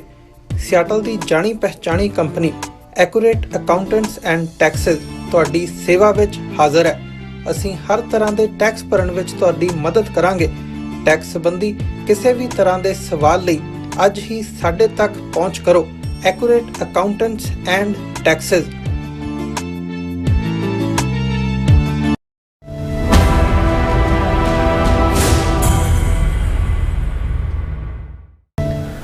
Viewers welcome back on programme. So viewers ਗੱਲਬਾਤ ਕਰਨ ਜਾ ਰਹੇ ਹਾਂ ਕਿ ਅਮਰੀਕਾ ਦੇ secretary of state Marco Rubio 3 ਰੋਜ਼ਾ ਦੌਰੇ ਤੇ ਭਾਰਤ ਆ ਰਹੇ ਹਨ। 23 ਮਈ ਤੋਂ 26 ਮਈ ਤੱਕ ਆਪਣੇ ਦੌਰੇ ਵਿੱਚ ਉਹ ਕਲਕੱਤਾ, ਆਗਰਾ, ਜੈਪੁਰ ਤੇ ਦਿੱਲੀ ਜਾਣਗੇ। ਉਹਨਾਂ ਦਾ ਇਹ ਦੌਰਾ ਉਸ ਵਕਤ ਹੈ ਜਦੋਂ ਕਿ ਭਾਰਤ ਪੂਰੀ ਤਰ੍ਹਾਂ ਆਰਥਿਕ ਮੰਦਹਾਲੀ ਵੱਲ ਵੱਧ ਰਿਹਾ ਹੈ। ਡਾਲਰ ਦੇ ਮੁਕਾਬਲੇ ਭਾਰਤ ਦਾ ਰੁਪਈਆ 97 ਰੁਪਏ ਤੇ ਪਹੁੰਚ ਗਿਆ ਹੈ। ਸੋ ਇਸ ਵਿਜ਼ਿਟ ਦੇ ਕੀ ਮਾਇਨੇ ਨੇ, ਸੋ ਇਸ ਬਾਰੇ ਆਪਾਂ ਗੱਲਬਾਤ ਕਰਨ ਜਾ ਰਹੇ ਹਾਂ, ਔਰ ਨਾਲ ਜਿਹੜੇ ਤੁਹਾਡੇ ਲਾਈਵ ਮੈਸੇਜ ਨੇ ਉਹ ਵੀ ਆਪਾਂ ਸਾਂਝੇ ਕਰਾਂਗੇ। ਸੋ ਅਸੀਂ ਚਾਹਾਂਗੇ ਕਿ ਤੁਸੀਂ ਇਸੇ ਤਰ੍ਹਾਂ ਹੀ ਬਣੇ ਰਹਿਣਾ, ਦੇਖਣ, ਸੁਣ ਲਈ, ਲਿਖਣ ਲਈ ਤੁਹਾਡਾ ਸਭ ਦਾ ਬਹੁਤ ਬਹੁਤ ਸ਼ੁਕਰੀਆ ਜੀ। ਡਾਕਟਰ ਸਾਹਿਬ ਕੀ ਵਿਚਾਰਾਂ ਨੇ? ਦੇਖੋ, ਅਮਰੀਕਾ ਦੀ ਗ੍ਰਿਪ ਭਾਰਤ ਦੇ ਉੱਤੇ ਕਾਫੀ ਟਾਈਟ ਹੈ, ਔਰ ਉਸ ਚੋਂ ਹੀ ਅਸੀਂ ਦੇਖਦੇ ਹਾਂ ਕਿ ਇੱਕ ਪਾਸੇ ਅਡਾਨੀ ਦੇ ਖਿਲਾਫ ਜਿੰਨੇ ਇੱਥੇ ਮੁਕੱਦਮੇ ਸੀ ਉਹ ਸਾਰੇ ਸੈਟਲ ਹੋ ਗਏ। 18 ਮਿਲੀਅਨ ਡਾਲਰ ਦਾ ਜਿਹੜਾ ਹੈ ਉਹਨਾਂ ਨੇ ਫਾਈਨ ਦੇਣਾ, ਔਰ 10 ਬਿਲੀਅਨ ਡਾਲਰ ਅਮਰੀਕਾ ਦੇ ਵਿੱਚ ਆਉਣ ਵਾਲੇ ਟਾਈਮ 'ਚ ਇਨਵੈਸਟ ਕਰਨਾ ਹੈ, ਜਿਹਦੇ 'ਚੋਂ 15,000 ਜੌਬ ਕ੍ਰੀਏਟ ਹੋਣਗੇ। ਇਹ ਜਿਹੜੀ ਕਿ ਮੀਡੀਆ ਦੀ ਰਿਪੋਰਟਿੰਗ ਹੈ ਔਰ ਟਰੂ ਰਿਪੋਰਟਿੰਗ ਹੈ। ਦੂਸਰੇ ਪਾਸੇ ਅਸੀਂ ਦੇਖਦੇ ਹਾਂ ਕਿ ਵੀ ਹਾਲਾਂ ਅਮਰੀਕਾ ਦੇ ਜਿਹੜੇ ਐਂਬੈਸਡਰ ਨੇ ਇੰਡੀਆ ਦੇ ਵਿੱਚ, ਸਰਜੀਓ ਗੌਰ, ਉਹ ਪ੍ਰੈਜ਼ੀਡੈਂਟ ਟਰੰਪ ਦੇ ਉਹਨਾਂ ਨੂੰ ਆਈਜ਼ ਐਂਡ ਈਅਰਸ ਕਿਹਾ ਜਾਂਦਾ, ਔਰ ਉਹਨਾਂ ਦੇ ਕੋਲ ਸੈਂਟਰਲ ਕਮਾਂਡ ਔਰ ਸਾਊਥ ਏਸ਼ੀਆ ਦਾ ਵੀ ਉਹ ਸਪੈਸ਼ਲ ਐਨਵਾਏ ਨੇ। ਔਰ ਉਸ ਲੈਵਲ ਦੇ ਉੱਤੇ ਹੁੰਦਿਆਂ ਜਿਸ ਲੈਵਲ ਦੀ ਭਾਰਤ ਦੀ ਅੰਦਰੂਨੀ ਰਾਜਨੀਤੀ ਦੇ ਵਿੱਚ ਵੀ ਉਹਨਾਂ ਦੀ ਦਖਲ ਅੰਦਾਜ਼ੀ ਹੈ। ਇੱਕ ਤਾਂ ਜਦੋਂ ਜਾ ਕੇ ਉਹਨਾਂ ਨੇ ਅਜੇ ਸਹੁੰ ਚੁੱਕੀ ਸੀ, ਉਹ ਆਰਮੀ ਹੈੱਡਕੁਆਰਟਰ ਵੀ ਗਏ, ਆਪਰੇਸ਼ਨ ਸੰਦੂਰ ਦੀ ਉਹਨਾਂ ਨੂੰ ਬਰੀਫਿੰਗ ਵੀ ਦਿੱਤੀ ਗਈ। ਹੁਣ ਸਪੈਸ਼ਲੀ ਜਿਹੜੀ ਹੈ ਜਦੋਂ ਵੈਸਟ ਬੰਗਾਲ ਦੀਆਂ ਇਲੈਕਸ਼ਨਾਂ ਦੇ ਨਤੀਜੇ ਆਏ ਤੇ ਪ੍ਰੈਜ਼ੀਡੈਂਟ ਟਰੰਪ ਨੇ ਵਧਾਈ ਦਿੱਤੀ ਬੀਜੇਪੀ ਦੀ ਵਿਕਟਰੀ ਦੇ ਉੱਤੇ ਬੰਗਾਲ ਦੇ ਵਿੱਚ, ਔਰ ਇਸ ਨੂੰ ਲੈ ਕੇ ਸਰਜੀਓ ਗੌਰ ਨੇ ਵੀ ਆਪਣੇ ਉਸ ਦੇ ਉੱਤੇ ਜਿਹੜਾ ਹੈ ਉਹ ਉਸ ਜਿਹੜਾ ਟਰੂਥ ਸੋਸ਼ਲ ਜਾਂ ਜਿਹਨੂੰ ਐਕਸ ਕਹਿੰਦੇ ਉਹਦੇ ਤੇ ਉਹ ਕਮੈਂਟ ਵੀ ਪਾਇਆ। ਈਵਨ ਉਹ ਅਸਾਮ ਵਾਲੇ ਨੂੰ ਵੀ ਜਿਹੜਾ ਉਹਦੀ ਸਹੁੰ ਚੁੱਕ ਦੇ ਵਿੱਚ ਵੀ ਪਹੁੰਚੇ ਸਰਜੀਓ ਗੌਰ। ਹੁਣ ਅਚਾਨਕ ਮਾਰਕੋ ਰੂਬੀਓ, ਕਿਉਂਕਿ ਬ੍ਰਿਕਸ ਦਾ ਫੋਰਨ ਮਿਨਿਸਟਰਸ ਦੀ ਮੀਟ ਹੋ ਕੇ ਹਟੀ ਹੈ ਇੰਡੀਆ 'ਚ, ਹਾਲਾਂ ਉਹਦੇ 'ਚ ਇਹਦੇ ਬਾਵਜੂਦ ਕੋਈ ਜਿਹੜਾ ਉਹ ਕੰਸੈਂਸਸ ਤਾਂ ਨਹੀਂ, ਉਸ 'ਚੋਂ ਨਿਕਲਣ ਕਾਣਾ ਤਾਂ ਕੁਛ ਨਹੀਂ ਸੀ, ਕਿਉਂਕਿ ਉਹੀ ਪੀਰੀਅਡ ਸੀ ਕਿ ਅਮਰੀਕਨ ਪ੍ਰੈਜ਼ੀਡੈਂਟ ਟਰੰਪ ਚਾਈਨਾ 'ਚ ਸੀ ਔਰ ਈਵਨ ਚਾਈਨਾ ਦਾ ਫੋਰਨ ਮਿਨਿਸਟਰ ਵੀ ਨਹੀਂ ਗਿਆ ਬ੍ਰਿਕਸ ਮੀਟ ਦੇ ਵਿੱਚ ਦਿੱਲੀ। ਹਾਲਾਂਕਿ ਇਹ ਹੋ ਰਿਹਾ ਵੀ ਬ੍ਰਿਕਸ ਦਾ ਜਿਹੜਾ ਸੈਸ਼ਨ ਹੋਣਾ ਦਿੱਲੀ 'ਚ ਉਹਦੇ 'ਚ ਮੇ ਵੀ ਚਾਈਨੀਜ਼ ਪ੍ਰੈਜ਼ੀਡੈਂਟ ਜਾਣ, ਪਰ ਸਾਰਾ ਫੋਕਸ ਜਿਹੜਾ ਉਹ ਬੀਜਿੰਗ ਦੇ ਉੱਤੇ ਸੀ ਕਿ ਟਰੰਪ ਔਰ ਸ਼ੀ ਜਿਨਪਿੰਗ ਦੀ ਮੀਟਿੰਗ 'ਚੋਂ ਕੀ ਨਿਕਲਿਆ। ਸੋ ਬ੍ਰਿਕਸ ਵਾਲਾ ਜਿਹੜਾ ਉਹ ਰੂਲ ਰਲ ਗਿਆ। ਅੱਛਾ, ਹੁਣ ਜਿਹੜੀ ਖਬਰ ਮੁੱਖ ਤੌਰ ਦੇ ਉੱਤੇ ਜਿਹੜੀ ਹੈ ਕਿ US secretary of state Marco Rubio 23 ਮਈ ਤੋਂ 26 ਮਈ ਤੱਕ ਜਿਹੜੇ ਨੇ ਉਹ ਭਾਰਤ ਜਾ ਰਹੇ ਨੇ। ਹੁਣ ਉਸ ਦੇ ਵਿੱਚ ਕਿਉਂਕਿ ਅਜੇ ਤੱਕ ਟ੍ਰੇਡ ਡੀਲ ਵੀ ਪ੍ਰੋਪਰ ਸਟ੍ਰਾਈਕ ਨਹੀਂ ਹੋਈ, ਰਸ਼ੀਅਨ ਆਇਲ ਬਾਏ ਕਰਨ ਲਈ 1 ਮਹੀਨੇ ਦੀ ਹੋਰ ਜਿਹੜੀ ਹੈ ਮੋਹਲਤ ਦੇ ਤੀਸਰਾ ਮਹੀਨਾ ਹੋ ਗਿਆ। ਉਹ ਜਿਹੜਾ ਉਹਨੂੰ ਇੰਡੀਆ ਸਮੇਤ ਬਾਕੀਆਂ ਨੂੰ ਵੀ, ਯੂਰਪ ਵੀ ਖਰੀਦ ਰਿਹਾ ਜੇ ਕਿ ਵੀ ਰਸ਼ੀਅਨ ਆਇਲ ਉਹ 1 ਮਹੀਨਾ ਹੋਰ ਖਰੀਦ ਸਕਦੇ ਨੇ, ਕਿਉਂਕਿ ਸਟੇਟ ਆਫ ਹਾਰਮੂਜ਼ ਦੀ ਜਿਹੜੀ ਹੈ ਉਹਨੇ ਪੂਰੀ ਬਲੌਕੇਡ ਉਹਨੇ ਈਰਾਨ ਨੇ ਕੀਤੀ ਹੋਈ ਹੈ। ਸੋ ਇਹ ਕ੍ਰਾਈਸਿਸ ਹੋਰ ਨਾ ਵਧੇ, ਰਸ਼ੀਅਨ ਆਇਲ ਤੋਂ ਬਿਨਾਂ ਕੋਈ ਹੋਰ ਚੋਇਸ ਵੀ ਨਹੀਂ ਹੈ। ਔਰ ਇਹ ਜਿਹੜੇ 4 ਸ਼ਹਿਰਾਂ ਦਾ ਜ਼ਿਕਰ ਹੈ ਜਿਹਦੇ 'ਚ ਉਹਨਾਂ ਨੇ ਜਾਣਾ ਹੈ, ਜਿਹਦੇ 'ਚ ਜ਼ਾਹਰ ਹੈ ਕਿ ਕਲਕੱਤਾ, ਆਗਰਾ, ਜੈਪੁਰ ਤੇ ਦਿੱਲੀ। ਕਲਕੱਤਾ ਆਲ ਆਫ ਏ ਸਡਨ ਵਧਾਈਆਂ ਵੀ ਦਿੱਤੀਆਂ ਜਾ ਰਹੀਆਂ ਔਰ ਇਹ ਕਲਕੱਤੇ ਜਿਹੜੇ ਮਿਸਟਰ ਸਰਜੀਓ ਗੌਰ ਜਿਹੜਾ ਨਵਾਂ ਚੀਫ ਮਿਨਿਸਟਰ ਬਣਿਆ ਹੈ, ਸੁਵੇਨਦ ਅਧਿਕਾਰੀ ਬੰਗਾਲ ਦਾ, ਉਸ ਨੂੰ ਉਹਨਾਂ ਨੇ ਮਿਲਣਾ। ਔਰ ਉਹਦੇ 'ਚ ਇੱਕ ਕਲਕੱਤਾ ਵਿਜ਼ਿਟ ਦੇ ਵਿੱਚ ਕਿਉਂਕਿ ਮਦਰ ਟੈਰੇਸਾ ਜਿਸ ਨੂੰ ਨੋਬਲ ਪ੍ਰਾਈਜ਼ ਮਿਲਿਆ, ਨਿਊਜ਼ੀਲੈਂਡ ਸੀ, ਉਹ ਯੂਗੋਸਲਾਵੀਅਨ ਸੀ ਲੇਡੀ, ਕ੍ਰਿਸਚਨ ਮਿਸ਼ਨਰੀ, ਉਹਦੀ ਮਿਸ਼ਨਰੀ ਆਫ ਚੈਰਿਟੀ ਜਿਹੜੀ ਉਹਦੀ ਇੰਸਟੀਚਿਊਟ ਹੈ ਕਲਕੱਤਾ 'ਚ, ਉਹਦੇ 'ਚ ਵੀ ਇਹ ਜਿਹੜਾ ਮਾਰਕੋ ਰੂਬੀਓ ਜਾਏਗਾ। ਹੁਣ ਮਾਰਕੋ ਰੂਬੀਓ ਇੰਪੋਰਟੈਂਟ ਆਉਣ ਵਾਲੀਆਂ ਪਾਰਲੀਮੈਂਟ ਜਿਹੜੀਆਂ ਪ੍ਰੈਜ਼ੀਡੈਂਸ਼ੀਅਲ ਇਲੈਕਸ਼ਨ ਦੇ ਵਿੱਚ ਪ੍ਰੈਜ਼ੀਡੈਂਸ਼ੀਅਲ ਕੈਂਡੀਡੇਟ ਦੇ ਤੌਰ ਤੇ ਵੀ, ਔਰ ਇਸ ਇਜ਼ਰਾਈਲ ਔਰ ਅਮਰੀਕਾ ਵੱਲੋਂ ਈਰਾਨ ਦੇ ਖਿਲਾਫ ਜਿਹੜੀ ਵਾਰ ਹੈ ਉਸ ਦੇ ਵਿੱਚ ਵੀ ਸਰਗਣੇ ਦੇ ਤੌਰ ਦੇ ਉੱਤੇ ਇਹਦਾ ਵੀ ਮਾਰਕੋ ਰੂਬੀਓ ਦਾ ਰੋਲ ਹੈ। ਜਦੋਂ ਕਿ JD ਵੈਂਸ ਜਿਹੜਾ ਵਾਈਸ ਪ੍ਰੈਜ਼ੀਡੈਂਟ ਹੈ ਔਰ ਜਿਹਦੀ ਘਰ ਵਾਲੀ ਇੰਡੀਅਨ ਮੂਲ ਦੀ ਸੀ ਜਾਂ ਹੈ ਊਸ਼ਾ, ਉਹ ਇਸ ਤੇ ਬਹੁਤਾ ਹੱਕ 'ਚ ਨਹੀਂ ਸੀ। ਸੋ ਇਹ ਸਾਰੇ ਨੂੰ ਤੁਸੀਂ ਜਦੋਂ ਕੰਬੀਨੇਸ਼ਨ 'ਚ ਦੇਖਦੇ ਹੋ ਵੀ Calcutta all of a sudden ਕਿਵੇਂ ਇੰਪੋਰਟੈਂਟ ਹੈ। ਬੰਗਲਾਦੇਸ਼ ਦੇ ਵਿੱਚ ਜਿਹੜੀ ਹੈ ਉਹ ਅਮਰੀਕਾ ਦੀ ਜਿਹੜੀ ਹੈ ਇੰਟਰਫੇਰੈਂਸ ਦੀ ਗੱਲ ਹੋਈ, ਜਿਨ੍ਹਾਂ ਨੇ ਸ਼ੇਖ ਹਸੀਨਾ ਨੂੰ ਉੱਥੋਂ ਕੱਢਿਆ। ਔਰ ਬਾਕੀ ਆਗਰਾ ਜਾਂ ਦਿੱਲੀ ਜਾਂ ਦੂਜਾ ਮਕਸਦ ਕੀ ਹੈ, ਟੈਰਿਫ ਦੇ ਉੱਤੇ ਜਾਂ ਬ੍ਰਿਕਸ ਦੇ ਉੱਤੇ ਜਾਂ ਕੀ ਹੈ, ਇਹ ਅਜੇ ਆਉਣ ਵਾਲੇ ਦਿਨਾਂ 'ਚ ਸਾਹਮਣੇ ਆਏਗਾ। ਪਰ ਇਹ ਦੌਰਾ ਉਸ ਪੀਰੀਅਡ 'ਚ ਹੋ ਰਿਹਾ ਹੈ ਜਦੋਂ ਕਿ ਭਾਰਤ ਦੀ ਇਕੋਨਮੀ ਦਾ ਬੁਰੀ ਤਰ੍ਹਾਂ ਜਲੂਸ ਨਿਕਲਿਆ ਹੋਇਆ ਹੈ। ਇੰਟਰਨੈਸ਼ਨਲੀ ਭਾਰਤ ਆਈਸੋਲੇਟ ਹੈ ਔਰ ਇਹ ਇਹਨਾਂ ਦੀ PTI ਦੀ ਖਬਰ ਹੀ ਹੈ, India news Press Trust of India ਦੀ। ਰੂਪੀ ਸਲਿਪਸ 13 ਪੈਸੇ to hit fresh lifetime low of 96.83 against US dollar, almost 97 ਰੁਪਈਏ ਦੇ ਉੱਤੇ ਪਹੁੰਚ ਗਿਆ। Once considered among Asia's most stable currencies, the rupee has now become one of the worst performing emerging market currencies this year. ਕਿ ਜਿਹੜੀ ਇੱਕ ਵੇਲੇ 'ਚ ਬਹੁਤ ਚੰਗੀ, ਏਸ਼ੀਆ ਦੇ ਵਿੱਚ ਵੀ ਡਾਊਨ ਹੈ, ਦੁਨੀਆ ਦੀਆਂ ਵੀ ਇਸ ਵੇਲੇ ਵਰਸਟ ਕਰੰਸੀਜ਼ 'ਚੋਂ ਆ ਗਿਆ। ਔਰ ਇਹ ਜਦੋਂ ਤੱਕ ਹੋਰ 2-4 ਦਿਨ ਗੁਜ਼ਰੇ ਅਸੀਂ ਹੀ ਅਨਾਉਂਸ ਕਰ ਰਹੇ ਹੋਵਾਂਗੇ ਕਿ 100 ਰੁਪਈਏ ਨੂੰ ਪਹੁੰਚ ਗਿਆ।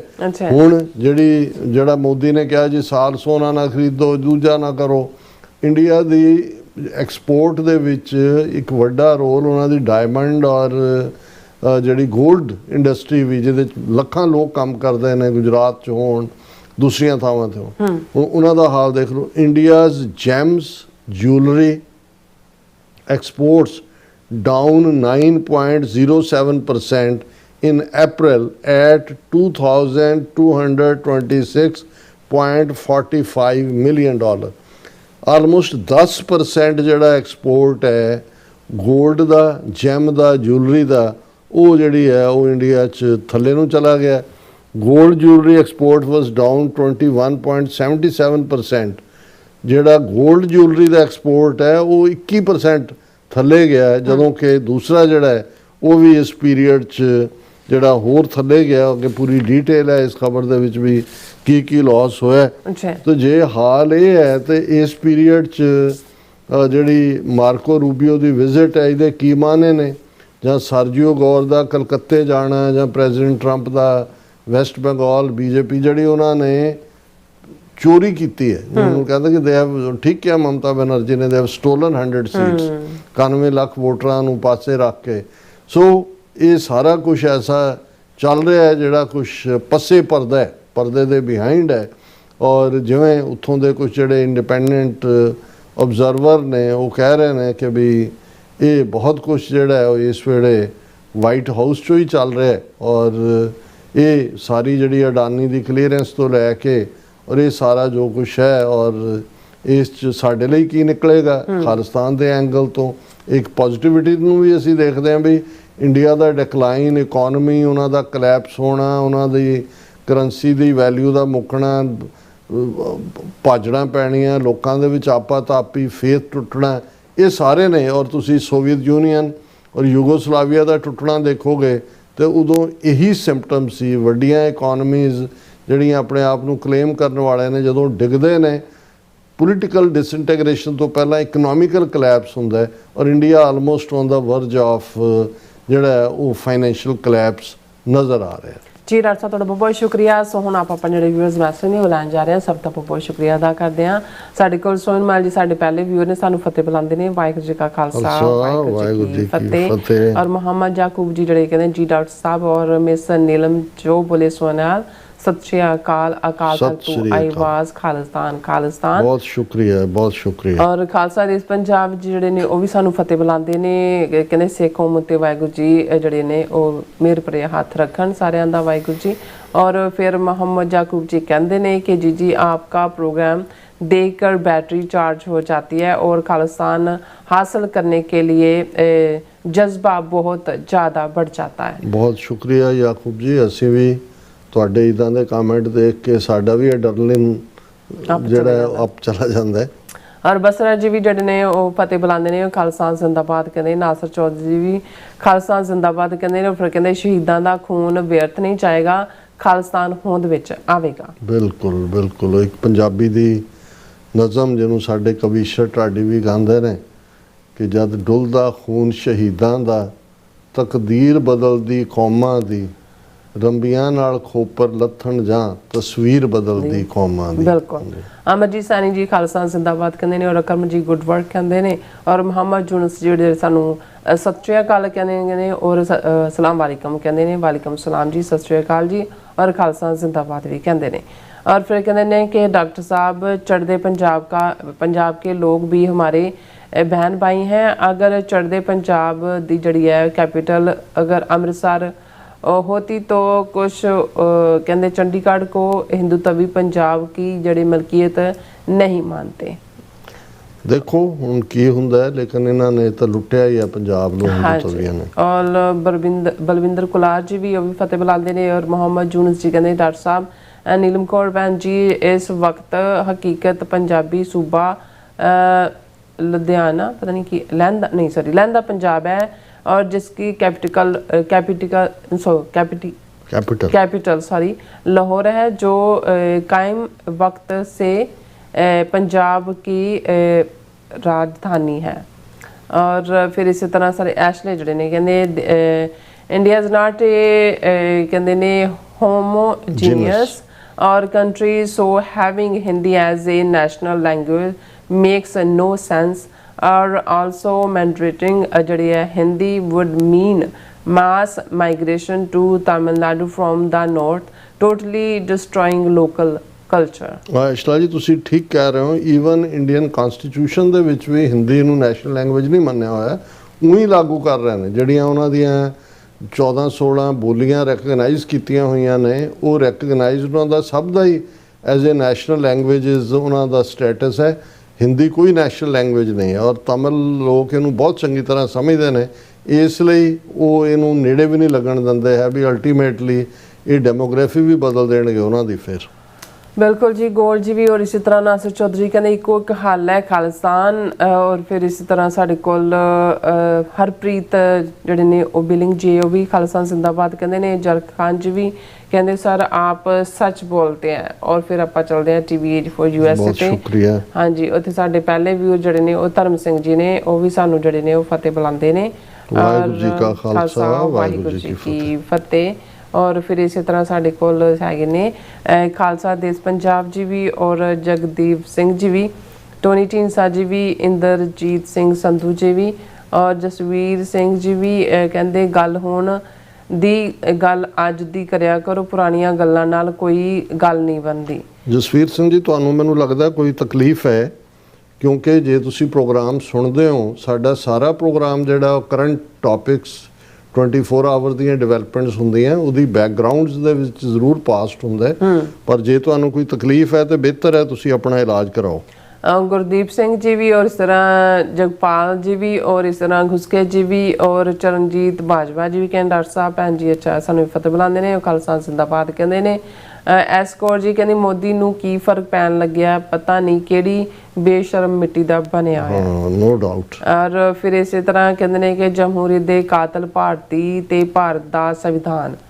और फिर इस तरह जस शर्मा भी जड़े सानू फतेह बुलाते हैं। और फिर कहते सत श्री अकाल जी, TV84 ਦੀ ਸਾਰੀ ਟੀਮ ਪ੍ਰੋਗਰਾਮ ਦੇਖ ਰਹੇ ਜਿਹੜੇ ਵੀਰਾਂ ਨੂੰ ਵਾਹਿਗੁਰੂ ਜੀ ਕਾ ਖਾਲਸਾ ਵਾਹਿਗੁਰੂ ਜੀ ਕੀ ਫਤਿਹ। ਚਰਨਜੀਤ ਜਿਹੜੇ ਬਾਜਵਾ ਨੇ ਉਹ ਵੀ ਫਤਿਹ ਬੁਲਾਉਂਦੇ ਨੇ। ਜਸ ਸ਼ਰਮਾ ਜੀ ਸਤਿ ਸ਼੍ਰੀ ਅਕਾਲ ਅਗੇਨ। और फिर इसी तरह गुरजिंदर पुरेवाल जी ने चरणजीत बाजवा जी ने कहा ये सपेरा गूंगे बोले सप ही फड़ सकता है।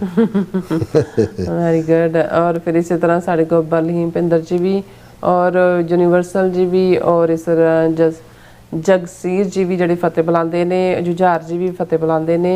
और फिर इसी तरह साढ़े कोल मनप्रीत ਜਿਹੜੇ ਸਿੰਘ ਢਿੱਲੋਂ ਜੀ ਵੀ ਉਹ ਵੀ ਫਤਿਹ ਬੁਲਾਉਂਦੇ ਨੇ। और ਪ੍ਰਗਟ ਸਿੰਘ ਜਿਹੜੇ ਨੇ ਉਹ ਵੀ ਫਤਿਹ ਬੁਲਾਉਂਦੇ ਨੇ। और ਖਾਲਸਾ ਜ਼ਿੰਦਾਬਾਦ ਕਹਿੰਦੇ ਨੇ। और ਸੁੰਦਰ ਲਾਲ ਜੀ ਜਿਹੜੇ ਕਹਿੰਦੇ ਮੇਰੀ ਬੇਟੀ ਵੱਲੋਂ ਨੀਲਮ ਕੌਰ ਜੀ ਨੂੰ ਵੱਲੋਂ ਫਤਿਹ ਜੀ ਸਤਿ ਸ਼੍ਰੀ ਅਕਾਲ ਜੀ। और फिर इस तरह राजविंदर कौर जी भी फतेह और खालसा जिंदाबाद राज करेगा खालसा आकी रहे ना कोई। मिश्रा सिंह जी खालसा जिंदाबाद। सुखजीत बच्चू जी भी थैंक्स कहते हैं। और सतनाम सिंह जी भी आज़ादी हाल है खालसा जिंदाबाद कहते हैं। और फिर इस तरह सब का मैं बहुत शुक्रिया अदा करते हैं। और इस तरह अपने व्यूअर्स को लेने इजाज़त। तो व्यूअर्स साडे प्रोग्राम का समा ਇੱਥੇ ਮੁੱਕਦਾ ਹੈ। ਤੁਸੀਂ ਆਪਣੀ ਰਾਏ ਤੇ ਸੁਝਾਅ ਸਾਨੂੰ ਭੇਜਣਾ ਭੁੱਲਣਾ ਸਾਡੇ ਇਸ ਪਤੇ ਤੇ SOS@TV84.TV ਤੇ ਅਸੀਂ ਆਪਣਾ ਪ੍ਰੋਗਰਾਮ ਲੈ ਕੇ ਫਿਰ ਦੁਬਾਰਾ ਤੁਹਾਡੇ ਸਨਮੁਖ ਹੋਵਾਂਗੇ। ਤਦ ਤੱਕ ਲਈ ਮੈਨੂੰ ਤੇ ਆਪਣਾ ਸੁਣਾ ਗਿਆ ਦੋ ਦੇਖਦੇ ਰਹੋ TV84 ਬੁਲਾ ਦਿਓ ਫਤਿਹ। ਵਾਹਿਗੁਰੂ ਜੀ ਕਾ ਖਾਲਸਾ ਵਾਹਿਗੁਰੂ ਜੀ ਕੀ ਫਤਿਹ। ਰੱਬ ਰਾਖਾ।